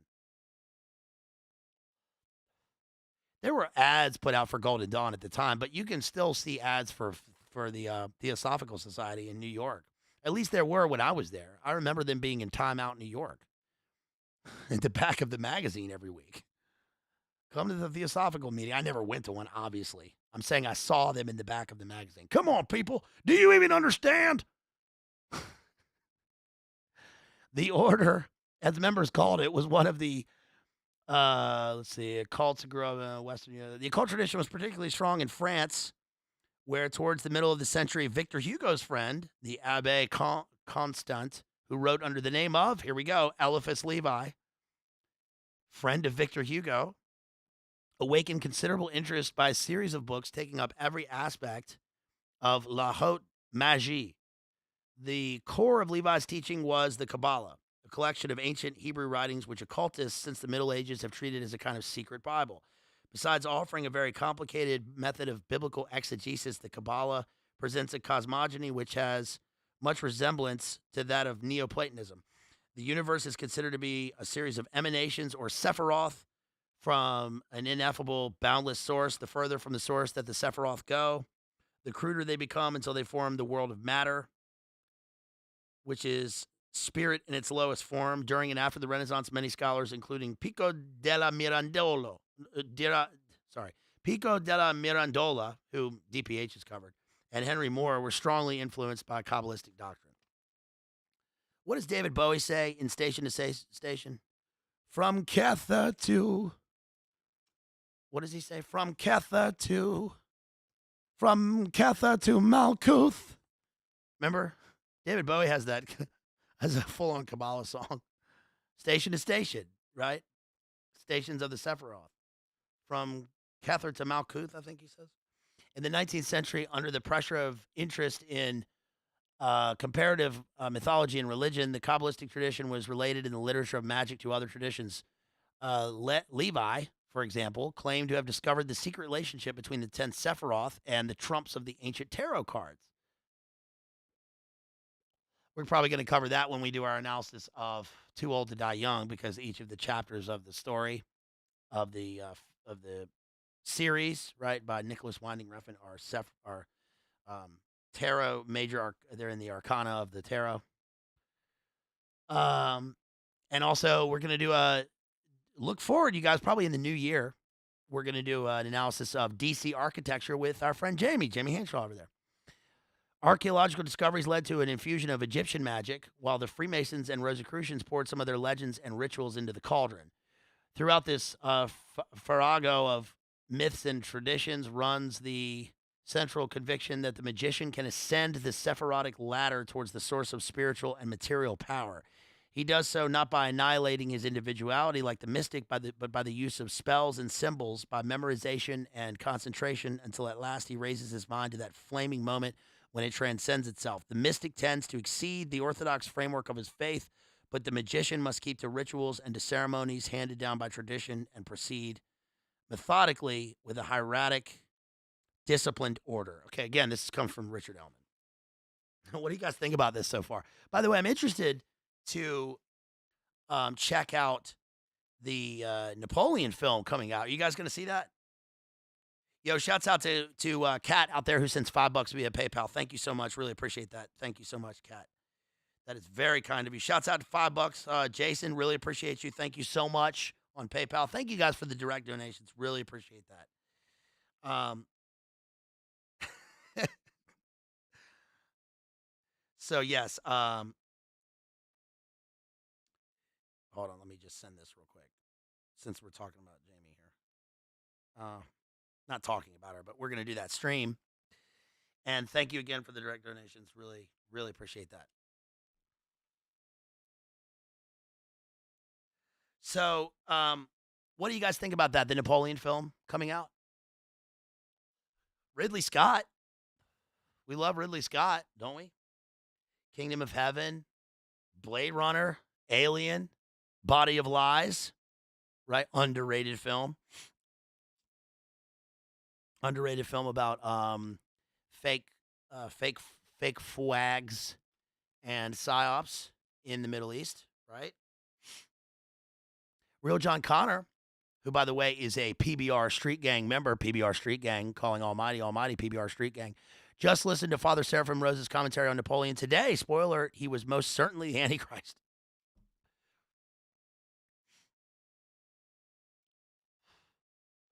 Certainly a kind of type. Is that what he says? A type? We talked about, the only time I guess we've talked about Napoleon really was in the Streetcar Named Desire stream, remember? What we got here in Louisiana is called the Napoleonic Code, which says that here, whatever belongs to the wife heretofore also belongs to the husband. Remember Brando says that? Shouts out to Ortho Eric, who sends $1.99 super chat. Thanks for being able to read so good. Well, I'm trying to read gooder for y'all. Thank you so much. Really appreciate that. All right, let's skip here on to next page, 88. Of course, it's 1888 when they founded it, right? Year of Jack the Ripper. We've done a Jack the Ripper stream. We've done all this stuff as prerequisite for this, right? We did a Jack the Ripper stream when I was in Mississippi last time. I'll be there for Christmas this time. And remember 1888? One year, men will look back and say that I gave birth to the 20th century, says Alan Moore. Who's into this, right? He says he mastered the formulae that gave Faustian control over nature, and from the pride and isolation of his magic circle, he affirms the limitless capacities of the human soul, it says on page 88 of this book. Secret societies are usually divided into two parts. When the initiate has passed through the first part, he has so purified, so trained his faculties that his earlier self is said to die, ego death, of course. Now he enters on a new life, which is often symbolized by his receiving a new and secret name, and he pursues deeper realities. That's how Crowley, of course, took the name Perturabo. He can, like Glendower, call spirits from the vasty deep. He has the power to heal, to influence men and things, to transmit his thoughts over great distances. Nothing is now impossible for him, which it reminds me of Rimbaud's A Season in Hell is a kind of Neoplatonic Gnostic gospel, right? And there's the one section, the impossible. Lightning, the impossible. Evil spirits are ever ready to take advantage of his weakness, and the greater the powers he employs, the more he is in danger of falling under their influence. While we may share Hotspur's impatience with magic, we must bear in mind that throughout history, it has fascinated many intelligent people. Thus, the Golden Dawn had prominent scientists, including the Astronomer Royal of Scotland and reputable men of letters such as Arthur Machen. We did Arthur Machen. Jamie and I just did Arthur Machen, right? We did the Great God Pan. And Algernon Blackwood among its members, Lord Blackwood. Remember Lord Blackwood? Who is obviously Aleister Crowley or a Crowleyan figure in the Sherlock Holmes Game of Shadows or whatever it's called, the sequel to the first one with RDJ in it, Robert Downey Jr. It's not a bad film. You guys like that film? If you like the Sherlock Holmes films, put that in the comments afterwards or drop it in the chat right now. For writers and artists, the attraction of magic during the 80s and 90s of the 1800s, not the 1990s when Nirvana and Alice in Chains were rocking, although that was probably appropriate as well, was significantly strong. Artist, you are a magician. Art is a great miracle. It alone proves our immortality, wrote the renowned French magician, the Tsar Peladon.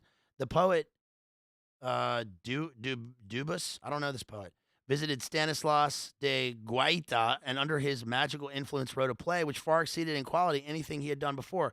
Enraptured and terror-struck, he exclaimed to a friend, "The poet has enabled me to become a god." Which is what Kanye said in that one song. Right, of course, this is the magician becoming the god of himself, worshiping Satan, worshiping Lucifer in a Gnostic inversion. And Yeats' magical name is going to reflect that, by the way.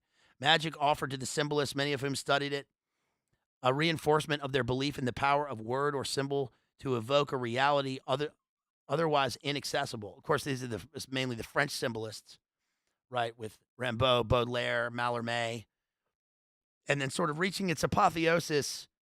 Well, apotheosis probably later in the hippie era, but before that in the surrealistic manifestos of André Breton. Remember, we talked about that we read the manifesto. It talked about the overtly magical language and provenance of surrealism as an art form. Every true poet is instinctively an initiate. The reading of grimoires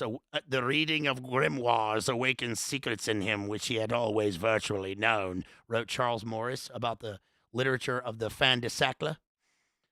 The feeling of alienation from society which beset so many artists of this time caused them to seek spiritual citizenship elsewhere, whether in a realm of art to which they gave mythical autonomy or in a spiritual realm too real for the mob to understand where they might rule with their peers in splendid isolation.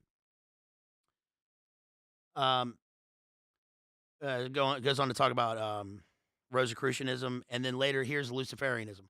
By the end of the century, Paris was swarming with cults.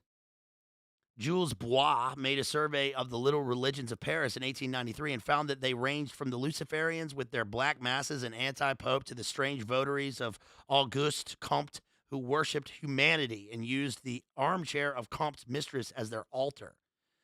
But the movement that is most closely connected with the Golden Dawn as a kind of French counterpart began in Paris about 1883 when Stanislas de Guaita, I don't know how you say this dude's name, then a very young man read Eliphas Levi's Dogma and Ritual of High Magic.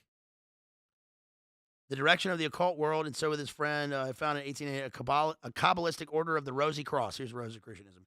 He organized his society in the form of a college divided into three parts. This is the hierarchy and the division and the rituals of the Golden Dawn, which gave degrees in the Kabbalah. The magical degrees were in the form of were Kabbalistic. In 1890, Peladon succeeded to form a schismatic order of the Catholic Rosy Cross of the Template of the Grail. His object was to reconcile Rosicrucianism and Catholicism and to create an order of mages who would have a place in the church hierarchy just above that of the clergy. The duties of the latter to be restricted to administering the sacraments. Occult battles now ranged thick and fierce. In 1892, the Abbé Bouillon, a defrocked priest, accused Guaita and Peladon of trying by magical means to poison him. And this other dude rushed into the fray, declaring that Guaita's black magic, which he had described in his novel La Basse, was infecting all Paris. Even the judicious Mallarmé was drawn into the controversy in the following year when Bouillon died suddenly as a result, said his disciples, of a supernatural ambush, struck, if not from behind, from a great distance. They're literally doing magical battles, y'all. Incitatus. Eradicus. Imperitatus. Or whatever. But for real. I don't know. Harry Potter. Mallarmé, writing of the quarrel in an article in the National Observer, which Yeats, who was also contributing to the newspaper, must have read, used the occasion to point out the close affinity between the artist and the magician. The writer is an enchanter of letters. Poetry is sorcery, says William Butler Yeats. That's crazy, right? I mean, look, I don't know if anybody cares about Yeats. I care about Yeats, and Yeats is a great poet. But what I'm saying is that not many people, I don't think, go into the esoterica in detail of Yeats, especially with regards to Golden Dawn. Oftentimes in biographies, you'll read it. It'll be like, "Oh, Yeats was interested in the occult, and so when he was young, he was a member of some kind of mad, fraternity that talked about esoteric stuff." Well, that's not the case. This was serious. This was serious S word. Trying to be better about cussing for the affiliates here. Here's Yeats. Evoking in an intended shadow the unvoiced object by elusive, never by forthright words, which in their turn are reduced to voiceless silence, calls for an endeavor close to that of creating. It draws its verisimilitude from the fact that the operation is entirely contained within the limit of the idea.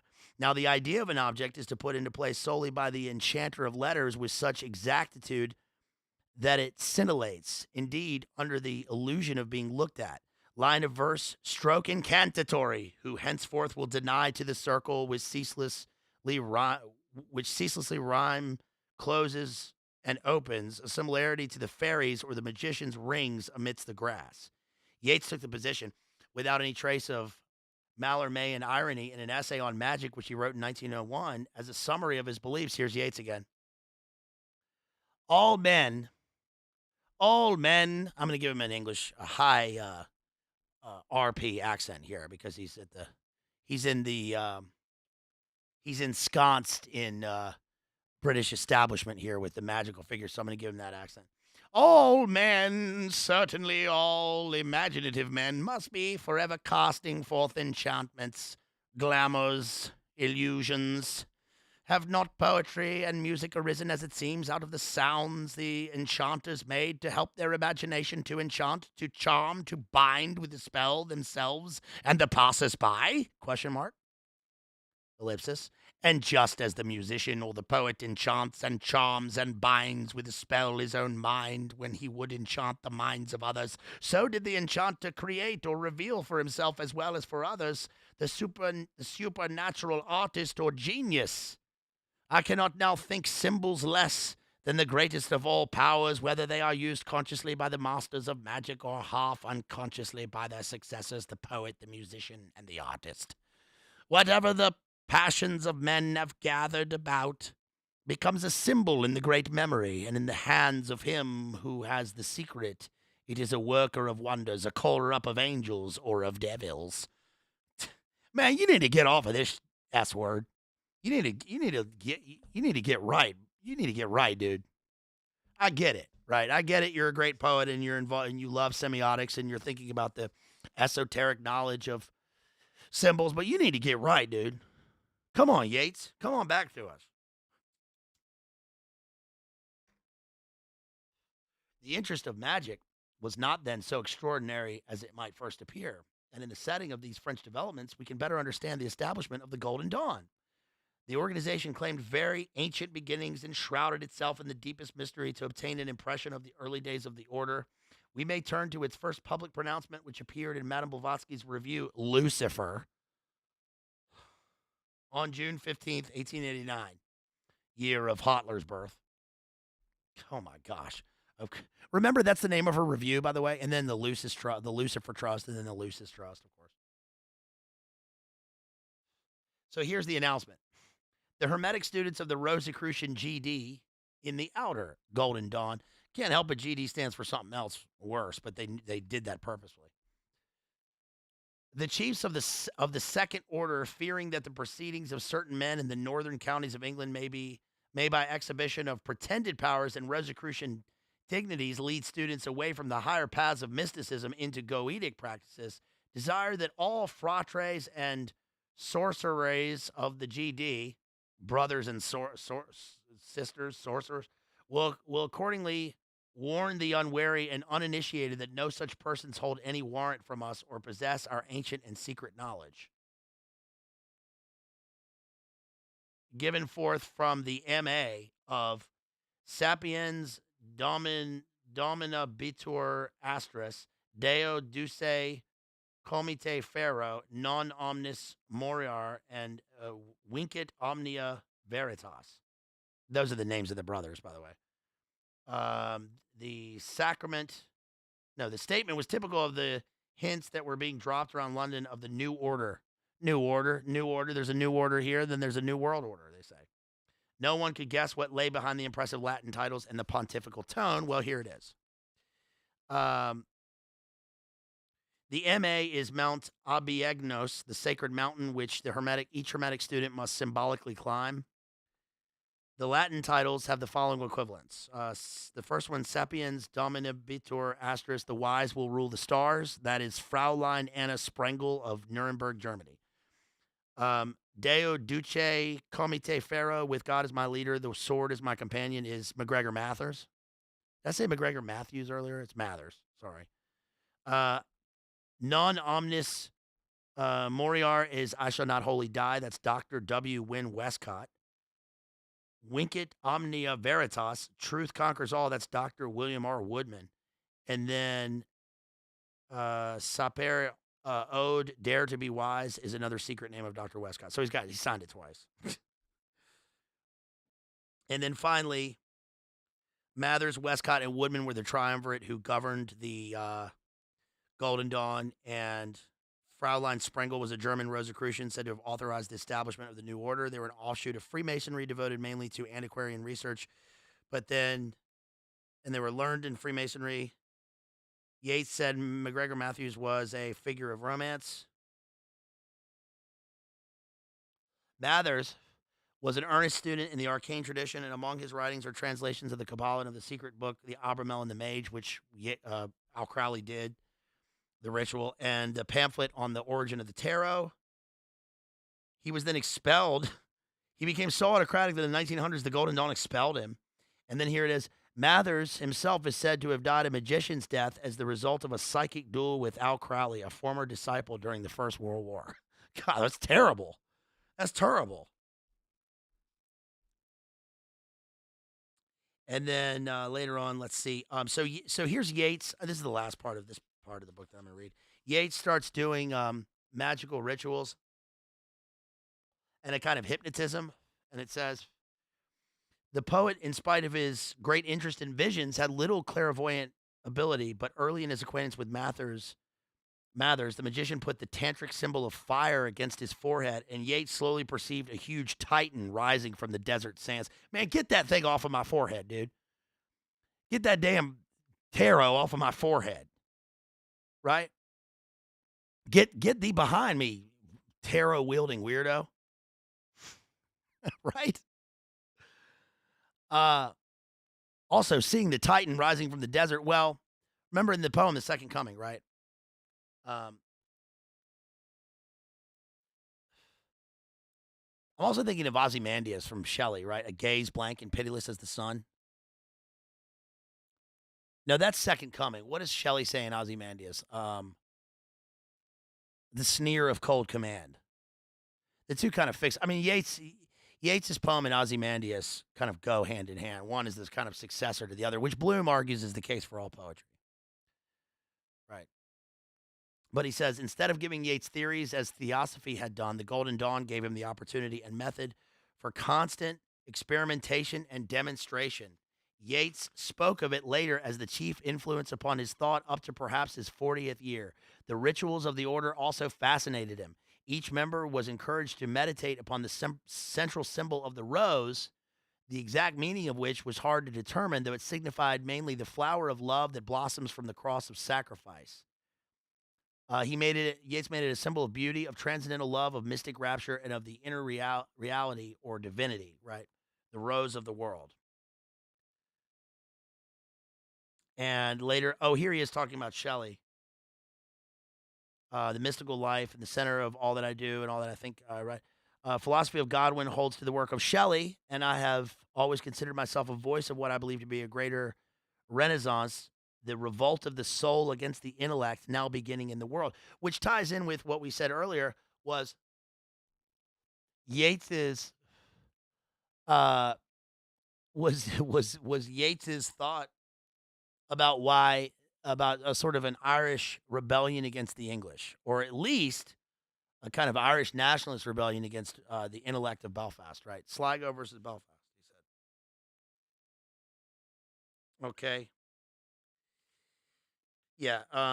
The order ritual seemed profound and beautiful. And he was particularly moved by the central myth, which was the mystical death and resurrection of the adept.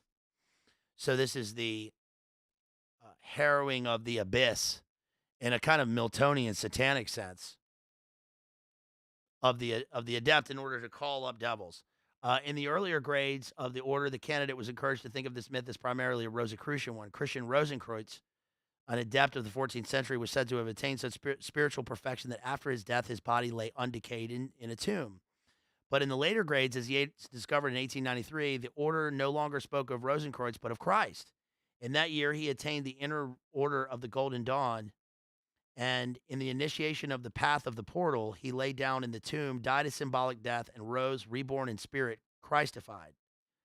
We can only understand the extraordinary power of this strange mixture of paganism and Christianity over Yeats if we remember how dissatisfied he was with himself, how eager to be self-born, born anew. The order dwelt a great deal upon this rebirth of the individual, which was achievable through magical practice and training, and compared it to the alchemical transmutation of base metal into gold, which they considered symbolical of the change of the dross of matter into the pure spirit of the perfected man. Yeats bound himself by a solemn oath to work towards this transmutation using the order name which he had chosen, Demon est Deus inversus. A demon is an inverted god, itself an indication of man's dual nature. Bro, that's Yeats. Isn't that crazy? That's William Butler Yeats. William Butler Yeats. His poems are informed by this.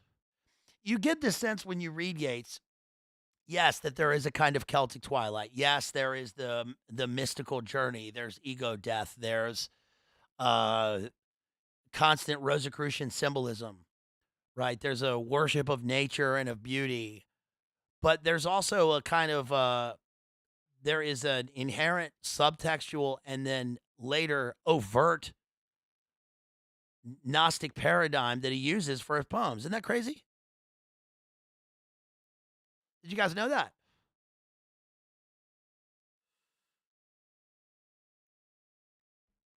The real John Connor says, did I ever send you the videos from St. Spiridon's grave? No. Send them.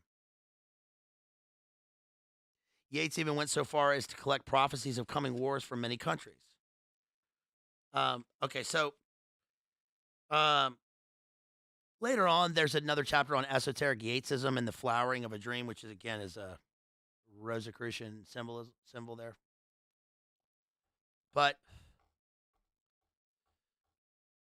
I know one Yeats, but after long silence, speech after long silence, it is right. All other lovers being estranged or dead, unfriendly lamplight hid under its shade, the curtains drawn upon unfriendly night, that we descant and yet again descant upon the supreme theme of art and song.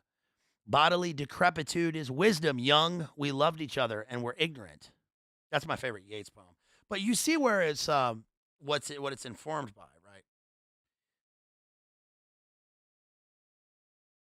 right?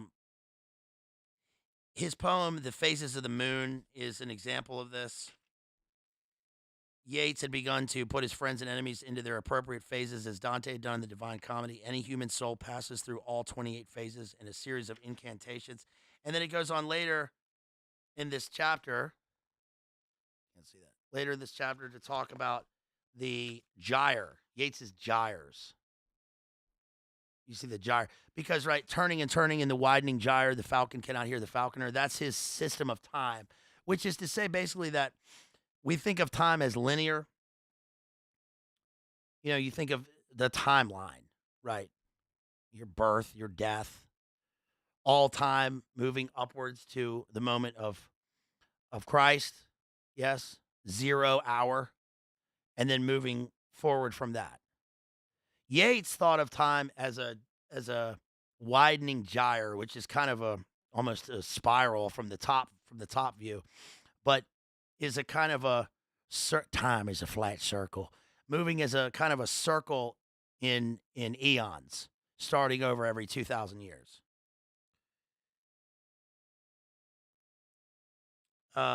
This says the interpenetrating gyres have an obvious sexual symbolism, which Yeats welcomed because it anchored the gyres in the earth. They too have a striking semblance to the seal of Solomon, which is basic in magical invocations. In the seal, one triangle represents water and the other fire. Right, the unification of opposites. This is by no means a full treatment of the architecture of a vision, but is perhaps enough to indicate the esoteric Yeatsism was an adaptation reduced to a few essentials and thereby made unusually coherent of traditional occult ideas. Many problems arise which he does not solve. For example, he can tell us no more than Leo Africanus about the exact relations between will, mask, and demon, or daemon, right, the demon. He slides warily past the question of what causes individual differences, whether it is the action of the daemon, the man's free will, the success with which mask and will come to terms, the action of other spirits, or the effect of earlier lives. Yeats suggests that all these may play their share, but does not commit himself any further. A more basic question arises: did Yeats believe in esoteric Yeatsism? It cannot be answered simply. It was complex. As a poet, he largely accepted his father's position that the poet must be free of dogma and formula, but he feared that the real reason for his reluctance to use the vision in verse might be his timidity, and therefore wrote a few poems explicitly didactic based on the system to salve his conscience. One of it, which is Phases of the Moon. And then the same independence of the system exists in An Irish Airman Foresees His Death, where the airman is a symbol of subjective life. We've covered the Irish Airman poem earlier on in this channel, so I'm not going to do that one again. And then, of course, he talks about the Secret Rose and the Tower.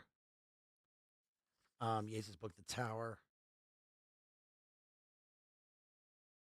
And the poet was not satisfied to so restrict its use. Scarcely had the automatic writing begun when he decided to make a prose book out of it.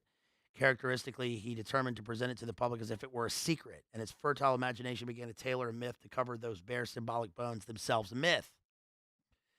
For this purpose, he brought back to life Michael Robarts. The story he evolved was that Robarts were traveling in the Middle East and unexpectedly found in the religious beliefs of the Arab tribe called the Jude Wallis an explanation of diagrams which he had long before seen in a Latin work of Cambrensis, because Yeats was involved in a lot of research of arcana and esoterica, right? And it is, he says, it is only my idiosyncrasy, perhaps, that I prefer to believe that God created the world through the souls of men and angels. Okay, so that's all I'm going to cover from The Man in the Mask. It gives us a kind of indication of Yeats's esoteric background. Do you see why Yeats and Joyce changed everything, according to the title? Changed everything, but of course, as Harold Bloom says, they build upon earlier traditions and earlier poems. Yeats actually makes Bloom makes a good point. Harold Bloom makes a good point that poets, yes, the great poets, the great artists steal, the bad ones borrow, but also the great poets show how to borrow, he says. because they inform, like a prerequisite for class, the next poem, just as philosophy builds on philosophy. Um, this book that I've covered before, way back, I don't know, a year and a half ago on Ezra Pound, also deals with how he dealt with James Joyce and William Butler Yeats. And what's important to note is that while Joyce gave us the sort of cadence and language of modern prose, Yeats represents a sort of a bridge from the rhymed poems of traditional English language that is mixed in or contrasted with the content, which is going to be wholly modern. So, in other words, Yeats gives us a sort of albeit a magical or Golden Dawn informed hierarchical structure of rhyme scheme, but the content is one that is wholly modern, industrialized. Right? This is total modernity, but it's with Yeats's form, which is the gyre and the kind of the aeon quality of a changing world. So we have those two Irish poets presenting sort of a kind of a Yakin and Boaz into modernity. Does that make sense? Does that make sense, or am I just babbling? You guys don't forget to like and share. Don't forget to like and share the stream. Really appreciate you, and thank you for those direct super chats. I really appreciate those. Please keep sending your support. I can really use it. Cash App, PayPal, Venmo, get to me, and they're not taken by big internet. So I really appreciate that. I need to get some books. We're going into Thanksgiving here. I need to get some books. So,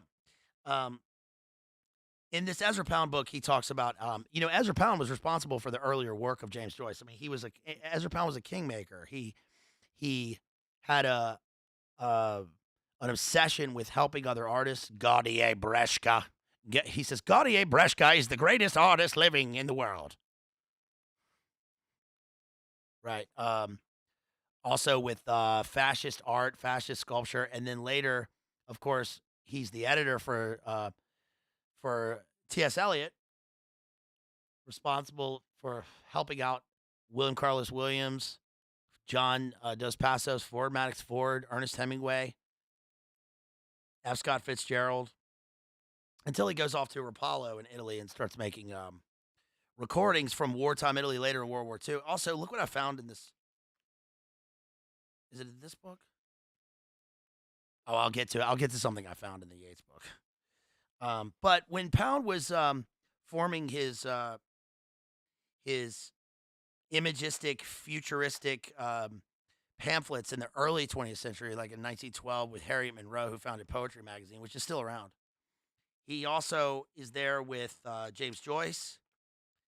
It talks about the early encouragement of James Joyce that says, the Rabelaisian spew soon began to arrive in the work of an impoverished 31-year-old Berlitz teacher living in Trieste, an accomplished linguist by name James Joyce. It's page 28 of this book. It's a great book, biography of Ezra Pound, that I picked up in Bookfinder's Cafe in Belfast in 2006. This is where I discovered the word nequia. I have a poem called Juarez Nequia, and I got it from this book. Pound first heard of Joyce from Yeats, who showed him his fellow countryman's poem, I Hear an Army Charging. Finding it much to his liking, Pound wrote to Joyce, offering to include the poem in the anthology Des Imagistes, and inquiring if he had any additional material to spare. This encouraged the Irish Knight owner to make the final corrections on the opening chapter of a portrait of the artist as a young man and send it on to Pound, together with a copy of Dubliners, and news that he would presently have a play called Exiles ready. Pound reviewed Dubliners in The Egoist, July 1914, placing Joyce's hard and clear prose in a class with Stendhal, James, and Flaubert. One of few favorable reviews accorded the short stories, and he arranged for the same journal to publish a portrait both serially and in book form. Determined that Joyce should not do the kind of piecemeal hack journalism he himself was forced to do, but should devote himself wholly to the perfection of his enormous, megalo-scrumptious, mastodonic masterwork, that's what Pound calls it, Pound made Joyce's impoverished financial state his personal business, drumming up the necessary aid and support from a variety of sources. In 1915, aided by Yeats, he succeeded in obtaining a subsidy of £75 for Joyce from the Royal Literary Fund. That same year, Pound sent him an anonymous gift of £25 and arranged for the Society of Authors, British Parliament, and John Quinn, a wealthy New York attorney and art patron, to make contributions of generous amounts. I read that Joyce later had one patron, this lady, and she gave him the equivalent of about $250,000 over the course of his career. That's how he supported himself, so he wouldn't have to keep teaching. Here's page 84, his talk of Nequia. The seafarer in transit in search of home, Nostos, and himself on that infernal expedition as Odysseus Pound, a traveler, a man of no fortune with no name to come. And what is worse, the painful image continued to dog him for years. Here's Pound's verse. And then went down to the ship, set keel to breakers forth on the godly sea, and we set up mast and sail on that swart ship. Bore sheep aboard her, and our bodies, also heavy with weeping, and winds from sternward, bore us onward with bellying canvas. Xerxes this craft, this trim-coiffed goddess. And they said about Pound, I do think he operated in a different world from us. And then Pound is funny. He says, he concluded, a very human being who is not a hopeless idiot. No, I can't read that passage. Never mind. I can't read that because even that is too spicy. This is 120 years. It's talking about a hopeless, idiotic worm should realize something, and I can't even read that passage because it's too spicy for where we are. Can you imagine that? I can't even fucking read that. Excuse my language. I can't even read that, even though it's Ezra Pound, and it's 120 years ago. I can't even read that here. On a lighter note, reading one of my old Yeats books, which I read in 97, 98. Well, my bookmark is, hey, you guys, anybody want to save $5 on select PlayStation games? It only expires January 31st, 1998. That's pretty funny. I bookmarked a part where he's talking about Maud Gunn. It's because he was Yeats was friends with William Ernest Henley, who wrote Invictus, right? It's probably a distant cousin of mine, but I don't know. But it's talk about, there's a passage in here about how the women loved Henley as something. I don't know, whatever. But anyway, this is a great book, great Yeats book. If you need a book on William Butler Yeats ever, get the Yeats Reader. Great book. Also, you can get William Butler Yeats Selected Poems and 4 Plays. Great book here. This is the Phases of the Moon, part of it. It must be that the terror in their eyes is memory or foreknowledge of the hour when all is fed with light and heaven is bare. When the moon's full, those creatures of the full are met on the waste hills by countrymen who shudder and hurry by, body and soul, estranged amid the strangeness of themselves, caught up in contemplation, the mind's eye, fixed upon images that once were thought for perfected, completed, and immovable. Images can break the solitude of lovely, satisfied, indifferent eyes. And thereupon, with aged, high-pitched voice, Ahern laughed, thinking of the man within, his sleepless candle and laborious pen. This is a Yeats autobiographies book. That's a good one. Here's Harold Bloom on Joyce, and actually, this is on the analysis of character. This is interesting because I think I should read some of this. Character, according to our dictionary, still has a primary meaning, a graphic symbol, such as a letter of the alphabet. His meaning reflects the word's apparent origin of the ancient Greek character, a sharp stylus. Character also meant the mark of the stylus' incisions. Recent fashions in literary criticism have reduced character in literature to a matter of marks upon a page, but our word character also has a very different meaning, matching that of the Greek ethos, habitual way of life. Shall we say then that the literary character is an imitation of human character, or is it just a group of markings? In other words, is everything enumerated? Is everything quantified into the quantum? Right? Is everything broken down, or is there an aesthetic, a greater meaning? And does literature mirror and give us truth in a way that facts can't? The meaning and value of every character is a successful work of literary representation depend upon our ideas of persons in the factual reality of our lives. I do not think it's useful to say that Shakespeare successfully imitated elements in our characters. Rather, it can be argued that he compelled aspects of character to appear that previously were concealed or not available to representation. This is Bloom talking about Shakespeare and the invention of the human. Charisma. Here's Bloom on charisma because he's talking about Hamlet. This is leading up to his discussion of Leopold Bloom, which I'm not going to get into, but he says that Hamlet, whose overwhelming charisma, we've talked about this before in the Hamlet analysis, has many negative components, negative charisma.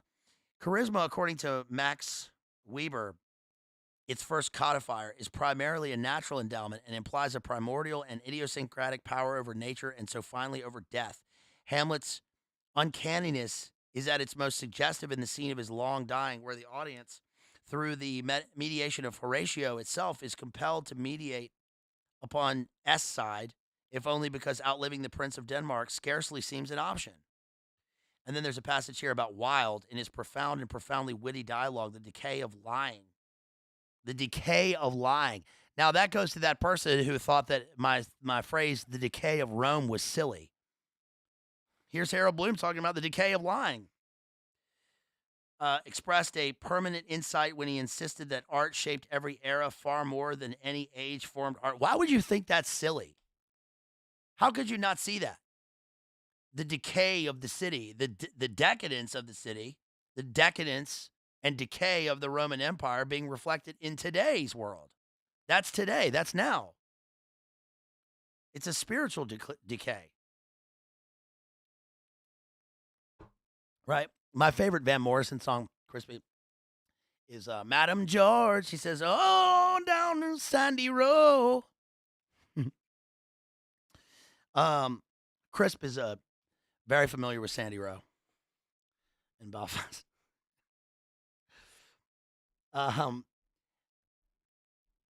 Loyalists only welcome here. Says on a gigantic gable on the side of a house. Of Hamlet's influence upon the ages, Wilde remarked that the world has grown sad because a puppet was once melancholy. One thing that Wilde does, this is why Wilde is a kind of third member of this triumvirate of Irish writers who changed everything, is because Wilde is available in every language in translation. The things that he says, his aphorisms, can be translated and they always get a laugh. It's the same. There's hardly any need for paraphrase. Right? They're universal, fun, witty human truths. Yes. He talks about the hero villains and Richard III here. Richard III, Iago, Edmund, Macbeth. Of course, we're going to talk about Macbeth for just a second. Like literary modernism, the decentered ego came out of the Hellenistic culture of ancient Alexandria. The Gnostic heretics believed that the psyche, like the body, was a fallen entity, mechanically fashioned by the demiurge or false creator. Isn't it interesting? Don't you think it's, I don't know, but maybe it's just me. I just think it's fascinating that we're reading the monumental critics of the canonical poets and writers, and there's a constant discussion of esoterica and Gnosticism. It's right here. This isn't like fringe to discuss this in light of these poets. This is inherent in an analysis of who they are and their writing. It informs it. Mechanically fashioned by the demiurge or false creator, they held, however, that each of us possessed also a spark or pneuma, which was a fragment of the original abyss or true alien god. The psyche or soul within every one of us was thus at war with the self or pneuma, and only that spark-like self could be saved. Now, I'm not saying I believe that. I'm saying that's what's in the work. Duh. But that's what he's saying. This is the provenance of these writers. Psychic mobility is the ideal to which deconstructions of the literary self may yet guide us. The ideal has its pathos, but the realities of literary representation seem to be very different, perhaps destructively so. When a novelist like D.H. Lawrence sought to reduce his characters to Eros and the death drive, he still had to persuade us of his authority at mimesis by lavishing upon the figures of the rainbow and women in love all of the vivid stigmata of normative personality. The cost of non-Shakespearean representation is enormous. Pynchon, in The Crying of Lot 49 and Gravity's Rainbow, evades the burden of the normative by resorting to something like Christopher Marlowe's art of caricature. Marlowe's achievement and Pynchon's are beyond dispute, yet they are like the prelude and the postlude to Shakespearean reality. They do not wish to engage with our hunger for the empirical world, and so they enter the problematic cosmos of literary fantasy. And no writer, not even Shakespeare or Proust, alters the available stock that we agree to call reality, but Shakespeare, more than any other, does show us how much of reality we encounter if only we retained adequate desire. And then finally, here's the talk of Macbeth. Yeah, drink Abyss. She was an innocent bystander. She had good looks. She had good manners. Let the water fall. Abyss. Let the water fall. Abyss. You heard that song by The Dream? The Dash Dream. Here also, the greatest master remains Shakespeare, whose Macbeth, himself a bloody outrage, yet retains our imaginative sympathy precisely because he grows increasingly outraged as he experiences the equivocation of the fiend that lies like truth. Macbeth, a veritable monster of solipsistic inwardness, but no intellectual, counters his dilemma by fresh murders that prolong him in time, yet provoke him only to a perpetually freshened sense of being outraged, as all his expectations become still more confounded. We are moved by Macbeth, however, estrangedly, because his terrible inwardness is a paradigm for our own solipsism, but also because none of us can resist a strong and successful representation of the human in a state of being outraged. So Macbeth experiences the equivocation of the fiend and grows more outraged as we become outraged of his deeds. I love how it always comes back to Macbeth, right? Okay, now on to the West. I need to do a full analysis just of this analysis. Look, if you're going to do literary analysis, Northrop Frye, these are my go-tos, obviously. But the Western canon and the invention of the human, Bloom. It's funny because there's even a passage here where he talks about, Bloom railed against the cultural Marxist movements in academia. He despised them. That was his main battle. And one thing he talks about is he says, "Will I go back and read Audrey and Rich?" And that's interesting because that's when I met him. I sat next to Harold Bloom at the 92nd Street Y in New York in 2004 or 5, whenever that reading was. It was 2004 or 5. And he sat right next to me. And his stomach gurgled the whole time. And it was an Audrey and Rich poetry. I went to this because it was Audrey and Rich. I had never seen her read it, but I went by myself and I sat right next to Harold Bloom. That's awesome. It's awesome for me. I don't know. Maybe nobody cares, but Bloom calls the modern age essentially the chaotic age, the age of chaos. And of course, with allusions to James Joyce, great writing is always revisionism or rewriting, and the inventor knows how to borrow, says Emerson. We did a stream on Emerson.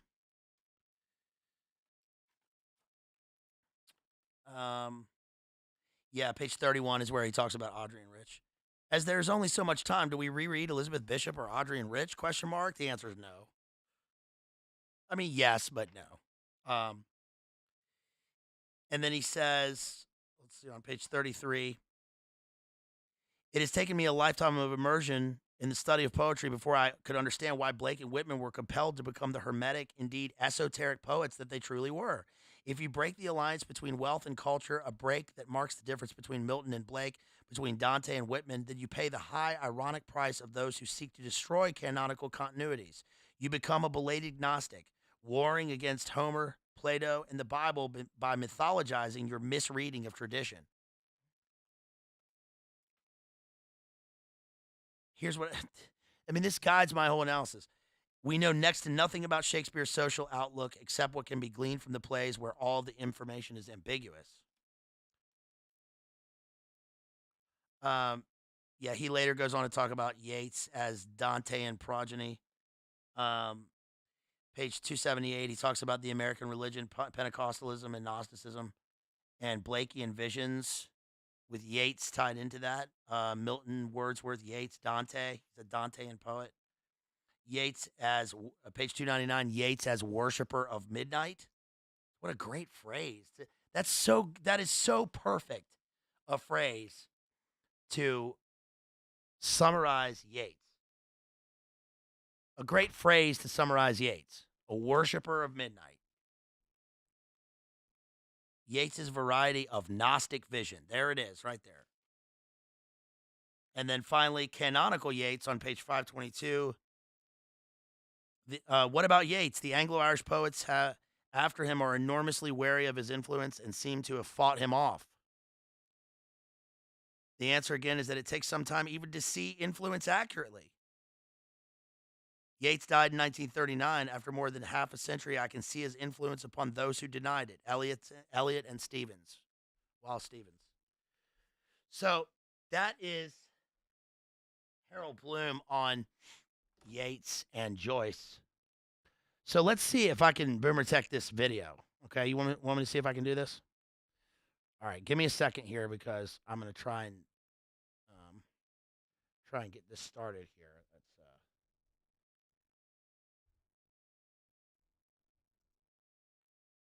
All right, let me see if I can get this going. It's going to take me a second.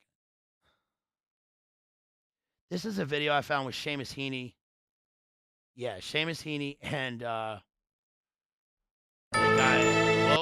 the guy we were just talking about.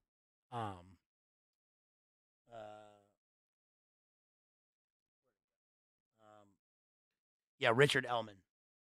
So bear with me. I'm gonna see if I can connect this here. I'm so bad at this. If you'd like to support me, please. You guys, if you want to support me, please think about doing so directly. I would really appreciate it. I would really appreciate that. That would be great. And see if I can get this in here. Hold on a second. Yeah, here we go. Yeah, okay. So I'm gonna hit play. Yes, big time, John Connor. Big time. All right, so don't forget you can send those super chats. You can send super stickers. You can grab a membership. You can gift a membership down there. We got 3 levels, and I will be doing a members-only stream coming up very soon. I think we've got 16 members right now, which is very good from one stream. So, so please think about grabbing a membership because I'll have exclusive stuff for you. Not that, not T-shirts or something, but that'd be cool. We need to get some merch. We'll be working on our emojis. We're gonna get a Papa AJ emoji, a merch emoji. Shouts out to Jethro for that. Yo, shouts out to Kira out there who says check Dono Chat. So let me check Dono Chat real quick. I can't pull it up on here because I'm afraid if I hit the wrong damn button, then I'm gonna knock everything off. Yo, shouts out to Kay out there for $5. Says fine. We'll give the Irish their duel, their fellow potato cousins. After all, moral of the story: potato consumption breeds literary souls. Signed, a Russian. Hey, cheers! Thank you so much for that, Kira. I really appreciate that. That's a great dono chat. Thank you so much for that $5. You guys can dono chat via dono chat in the video description links, and you can support me directly with the links in the video description, the channel description, PayPal, Cash App, Venmo. Please think about supporting me. You can use it. Send me your Yeats bucks. Send me your Yeats bucks, and I'll read something. I don't know. All right, so look, bear with me here because this is new for us. I'm going to see if this works, okay? I can't figure out how to get the video in the thing, but Tell me if you can hear the volume, okay, when I play this. If you can hear the volume, if you can hear the sound of the video, okay? Because we're going to try. I'm not going to play the whole thing, but I'm going to go through this because it's Seamus Heaney, and I love Seamus Heaney. He's going to give us some insights into Joyce and Yeats, and we're going to give this a shot. We're going to give this a shot, okay? It's not to play us out, but we're going to let it go, okay? All right. I'm muting the music just in case, okay? All right, here we go. There's the Irish coast. Can you hear it? Give me a thumbs up if you can hear it.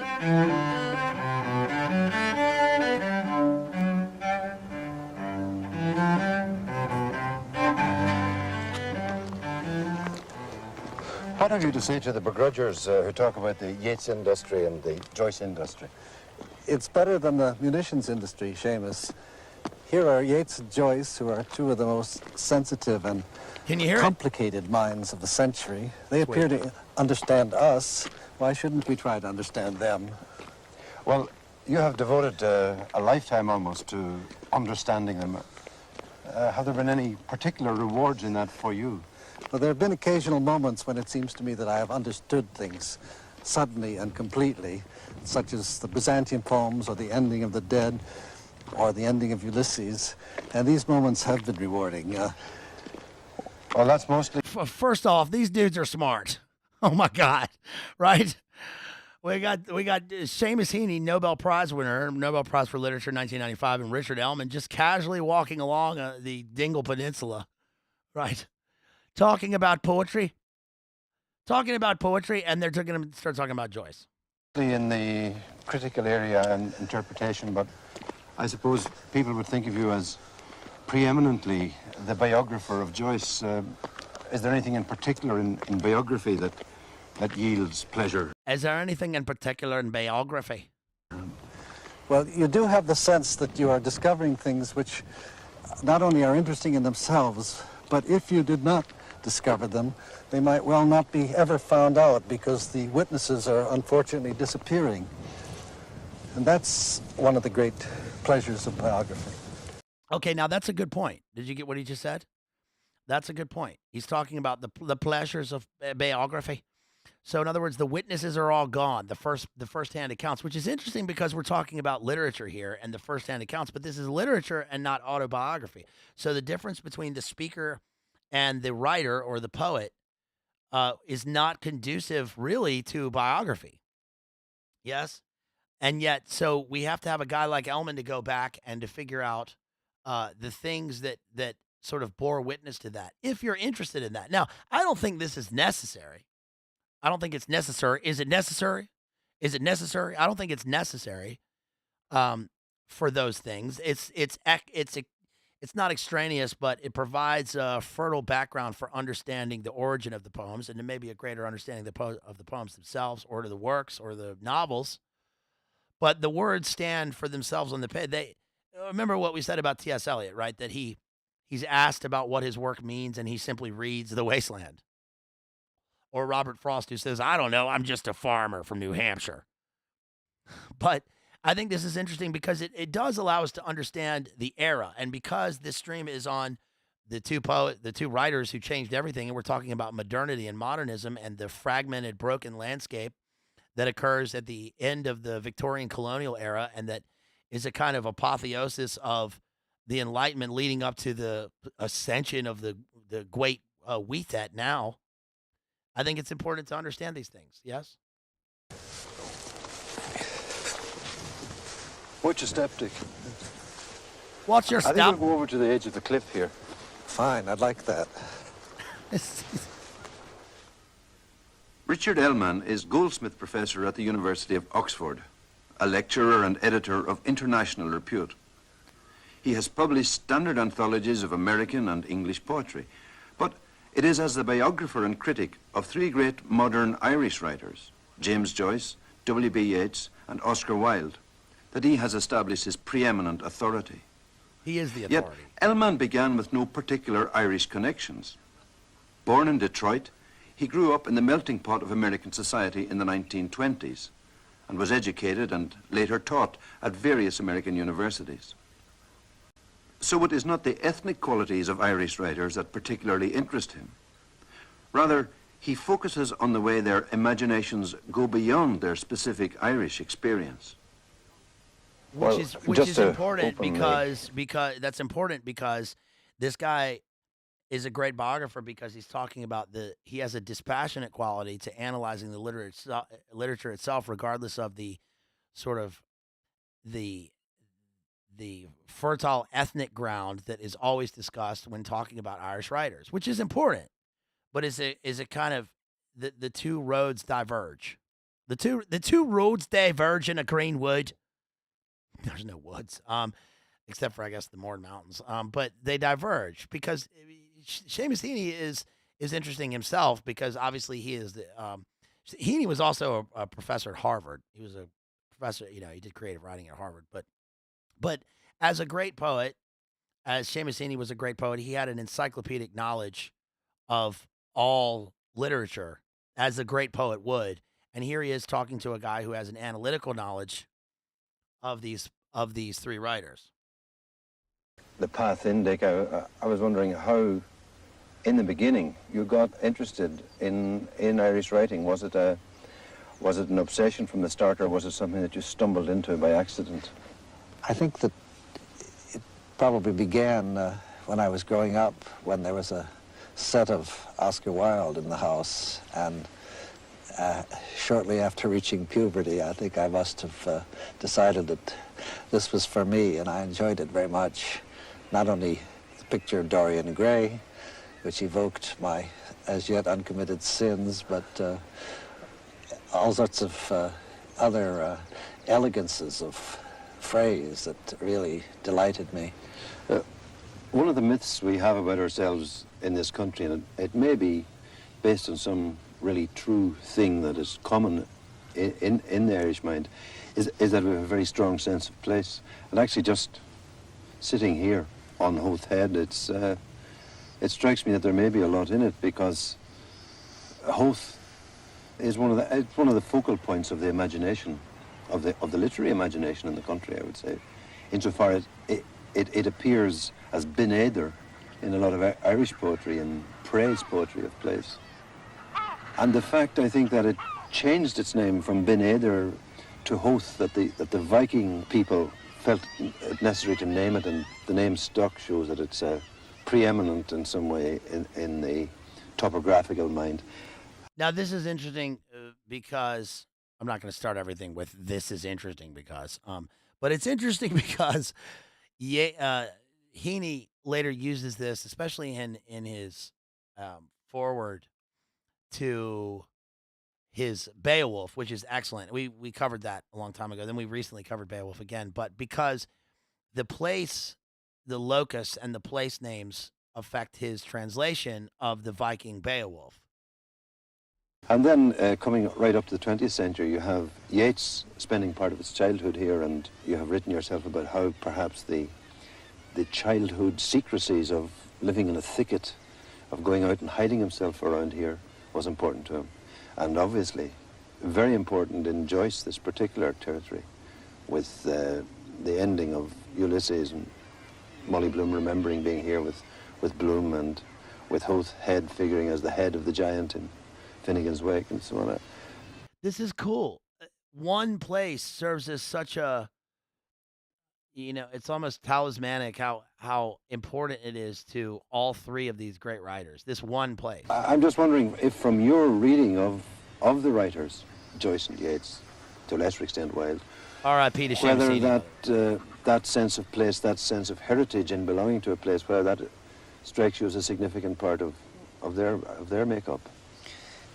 Yes, in a sense, though it's clear they were both rather opposed to Ireland in many of its aspects. They were attached to particular places. They disapproved of particular people and institutions. It's a rather mixed business, isn't it? I suppose it was the complexity, the tension of that relationship between them and Ireland, which generated a lot of their work.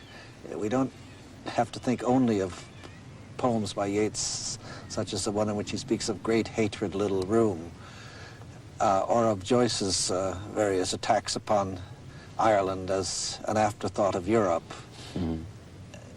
There are, even if we don't consider those things, it's clear that they're totally involved with the situation in their native country, and that they have determined to make that the basis and center of their work. At the same time, their interests are constantly ranging beyond. Right, what are you two doing up here on this hill? Right, me and my mate were walking along. We saw you two up here on this hill. You're talking. What are you talking about? two spady bastards walk up. On those things, so that they always seem to be half in the stream of European literature, even as they are connecting themselves with Irish Rangers or thought. Celtic? Which ones? That's what we want to know. The orbit of Joyce and Yeats recognized that they were in the presence of something slightly other, you know. Or Yes. is that unfair? No, I think that's true. Not discreditable to them, do you think? No, not at all, no. No. Well, most people work within a social context in which they have no very determined point of view. But Joyce was constantly working on these huge structures, and they were always in his mind, even in his ordinary life. So Joyce uses the local place as a kind of Kantian architectonic plan. It's a huge structure, as he says, which Pound gave that brilliant description of his future work. But I love that Heaney brings up the other, right? The Rimbaudian other. I is an other. It's a kind of other that exists. And Yeats, too, had an enormous structure behind his poetry, so that, in a way, everything that happened to him necessarily had to be either incorporated in this structure or else rejected, or else the structure had to be modified to make it possible to include it. So I think that would be the reason why, to some extent, they seem, as Walter Pater said about someone, like men on a secret errand. I'm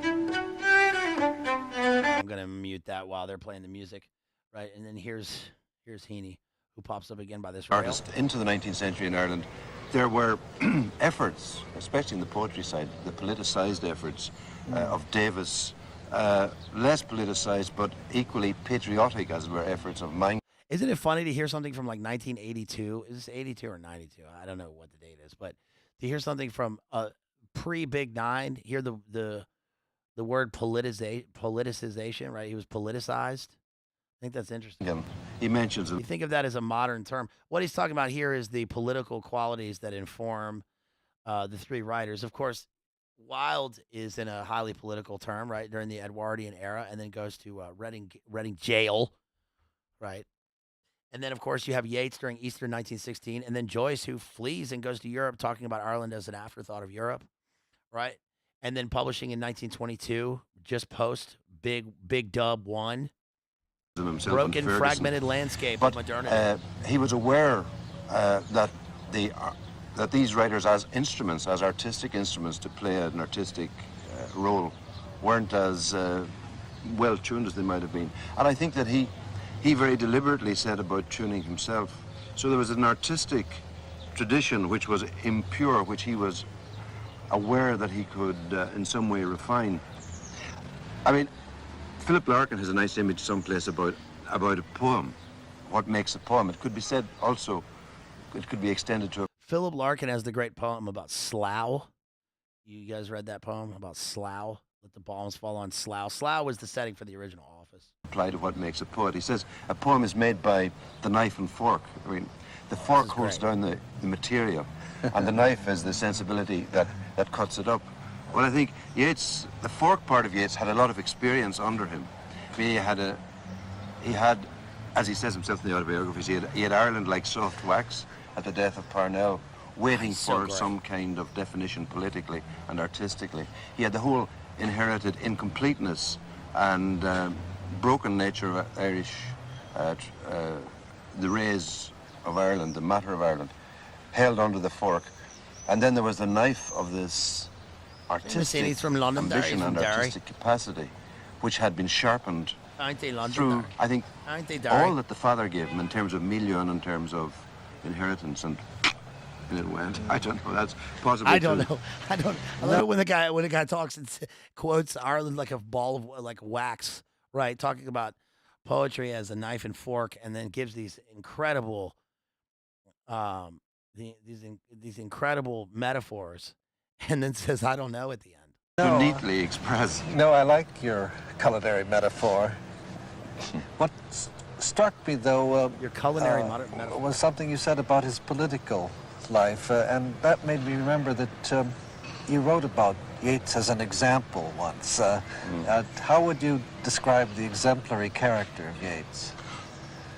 Well, in terms of of the writer conducting himself in a politicized milieu, I think what is Politicized exemplary milieu. about him is that Yeats becomes important within that milieu, not so much for what he says as for who he is. Now, what I mean is that within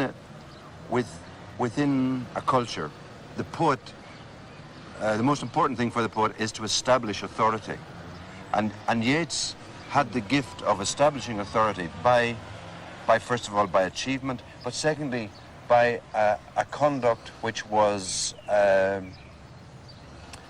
majestic in some kind of way, and Majestic in terms of his sort of glowing reputation from Europe and from America and from Europe showered upon him. He was given a honorary doctorate at Queen's University, and then the next year at Trinity College Dublin, and then of course won the Nobel Prize. But this, of course, occurred in the fervent atmosphere of the Easter Rising and of the Irish Civil War.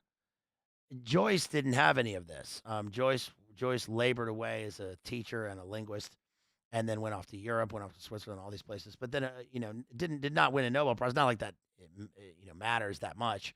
But I'm saying he didn't have the same sort of majesty that he's saying about Yeats. Now, Seamus Heaney himself represents a kind of successor as a postmodern poet, and then later even a post-Big Nine poet, dealing with Northern Ireland, right? So his is a completely different political struggle that informs these three Irish writers.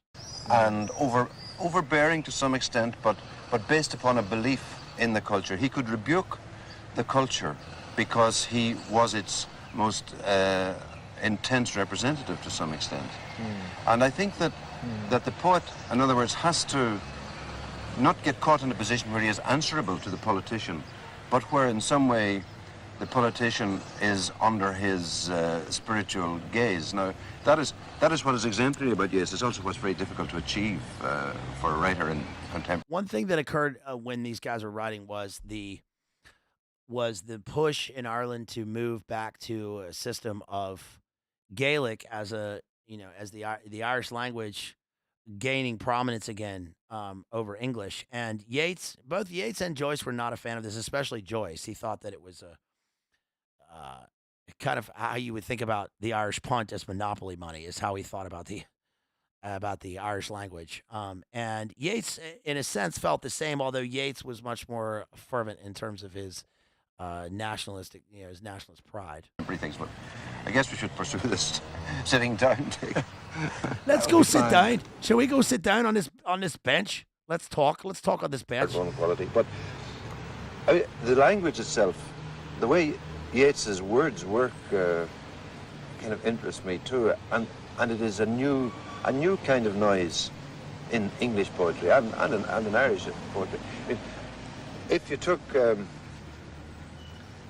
take Keats's autumn poem, "Season of mists and mellow fruitfulness, close bosom friend of the maturing sun, conspiring with them how to load and bless," and so on.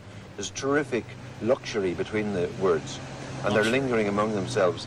And there's a lot of English poetry has to do with that kind of melody where the words caress each other. If you take Nice. Yeats's That's autumn, the luxurious melody and the words caressing each other. Reminds me of Michael Caine's quote about how he learned the Texas accent. All the words lean on each other. That's what Michael Caine said. The Texas guy told him about how to do a Texas accent. All the words lean on each other. poem, if you like, the wild swans at Cull. The trees are in their autumn beauty. The woodland paths are dry. Under the October twilight, the water mirrors the still sky. Upon the brimming water, among the stones, are 59 swans. Yeah, it's beautiful, but notice the lack of strong verbs there, which the content is meant to mirror or mimic the form, right? The are, the to be verbs in those lines is simplistic. It's statements of things that are, which is a purely modernist sentiment when dealing with imagism, right? Like William Carlos Williams said, poems are made of words, not ideas. They're made of words. But it's interesting that the lack of strong verbs in those. There's a kind of clarity and definiteness about each word that's held apart. There's a kind of stonecutter's quality about the words. Yes, they seem stonecutters. Eliminate, confirm. Stonecutters. Eliminate, confirm. definite, as though Yeats was convinced that everyone wanted to know all about these woods and those swans. How important do you think the submerged life that he had within the realms of magic and Here we go. spiritual adventure, Dawn. or perhaps I should say spiritualist adventure? There's one response which would say this is all mumbo jumbo, and you can imagine Auden and people of that generation dismissing the magical Poets are the unacknowledged apparatus legislators of and the world. sustenance. But I suspect that you wouldn't take this out. Kind of like Jim Morrison said that musicians are erotic politicians, right? Poets are the unacknowledged legislators of the world. At all. No, I would feel that these were for him simply demonstrated what. Oh no. Uh-oh. Okay, I disconnected, but I reconnected. Am I still here? Can you hear me? Hold on. Disconnected. Is this the video? Is this the video? Don't tell me that it's this video. Oh my God. Please don't tell me that it's this video. Since we're doing transformative work here, this is are we back? All right, because this is transformative. All right. Well, let's stop it there. Let's stop it there. The voice is still here, but let's stop it there just in case, because it's transformative work, right? We're doing literary analysis, transformative work, talking about poetry and literature in a transformative sense, but I guess we better stop it there. That's never happened. And I can't see anything else. So we're going to stop it there. Okay, guys. So anyway, I just wanted to give you a brief description and a brief show and that was a small part of the video and was positive towards the video. I put a link of the video description in the video chat.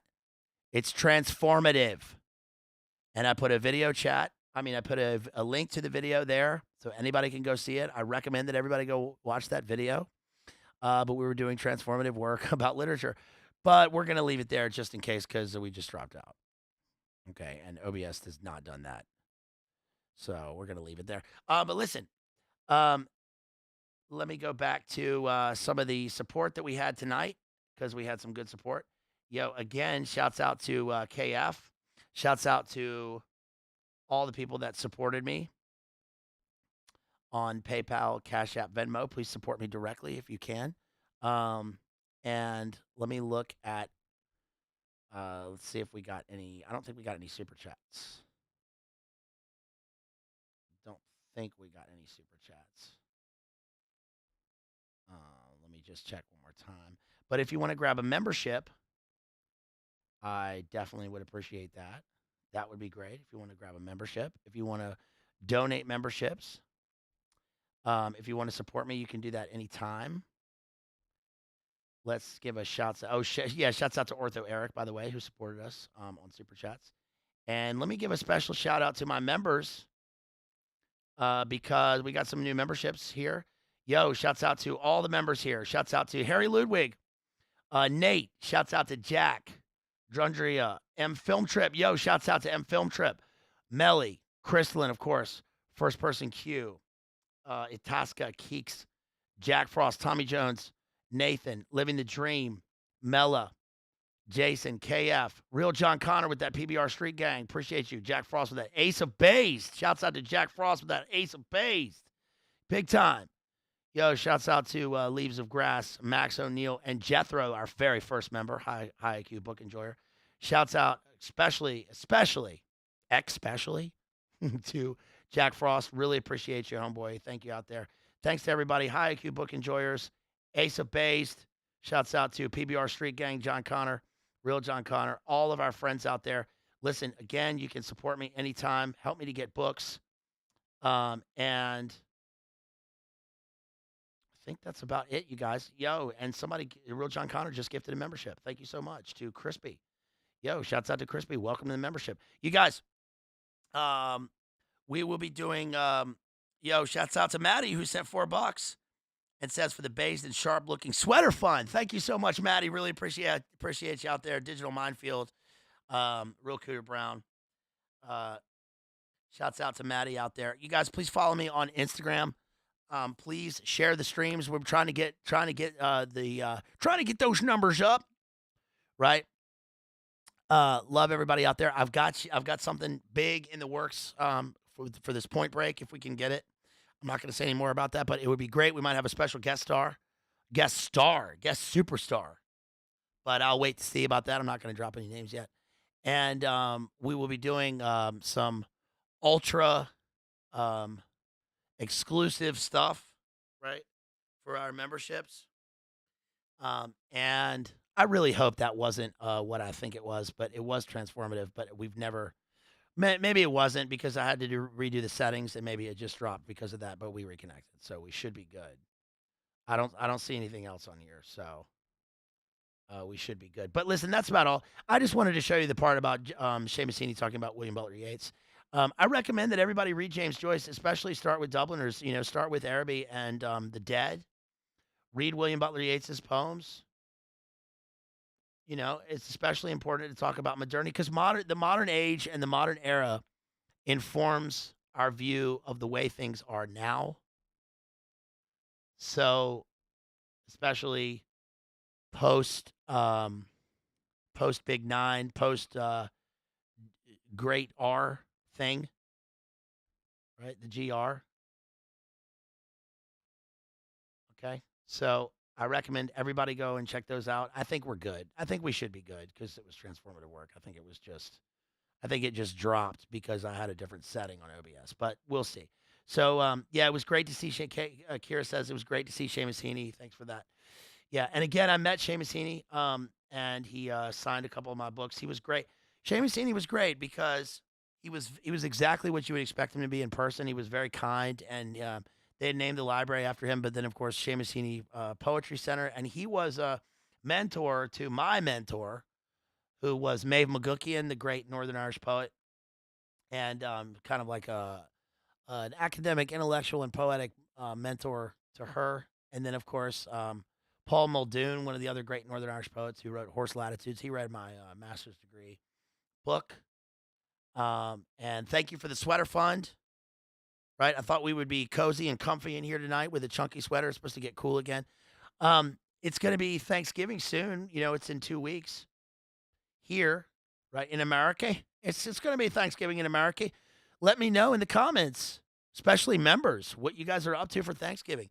I will be here. I'll be hanging out with one of my homeboys. He's always,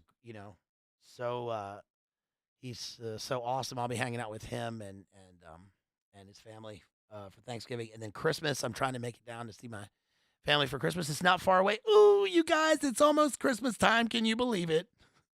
We're well into PSL season here, pumpkin spice latte. But, we're moving into Christmas season, so I'll be going down there, and I'll be doing some streams from down south.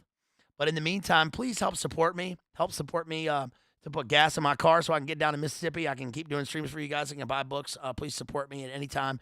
Look at the video descriptions. Please like my streams and my comments on the community channel. I'll be doing way more community posts just for you guys, so we can have a kind of a group in here, a high IQ literary group in here just for you guys, because I love y'all. Y'all support me so much, and thank you so much. And that's about it for tonight, you guys. I'm going to play us out here, with some Rooks G, who is our great homeboy and is continuing to make music. If you haven't heard, you better ask somebody. Our homeboy Rooks G is pumping out music left and right. Go to his channel, ROXG. Also support IPAC Arts. Talk to David Patrick Harry. Love him. I want to do a Hereditary stream. David Patrick Harry, our homeboy, Church of the Eternal Logos, has got a lot going on. He's been killing it lately. So, but if you guys want to see a streamer, you want to see David Patrick Harry on my channel, because we need to have him over here. He has been so gracious and hosted me over there so many times. We want to have him over here to do something, some kind of movie stream or whatever we got going. So you guys give him ideas and let him know. And that's about it. That is James Joyce and William Butler Yeats, the sort of twin pillars of modernity in terms of writing. Hope you guys enjoyed that. If you want further reading, of course, go back to Richard Ellman's Yeats, The Man in the Mask. And to play us out, here is Rooks G. All right, y'all. Peace.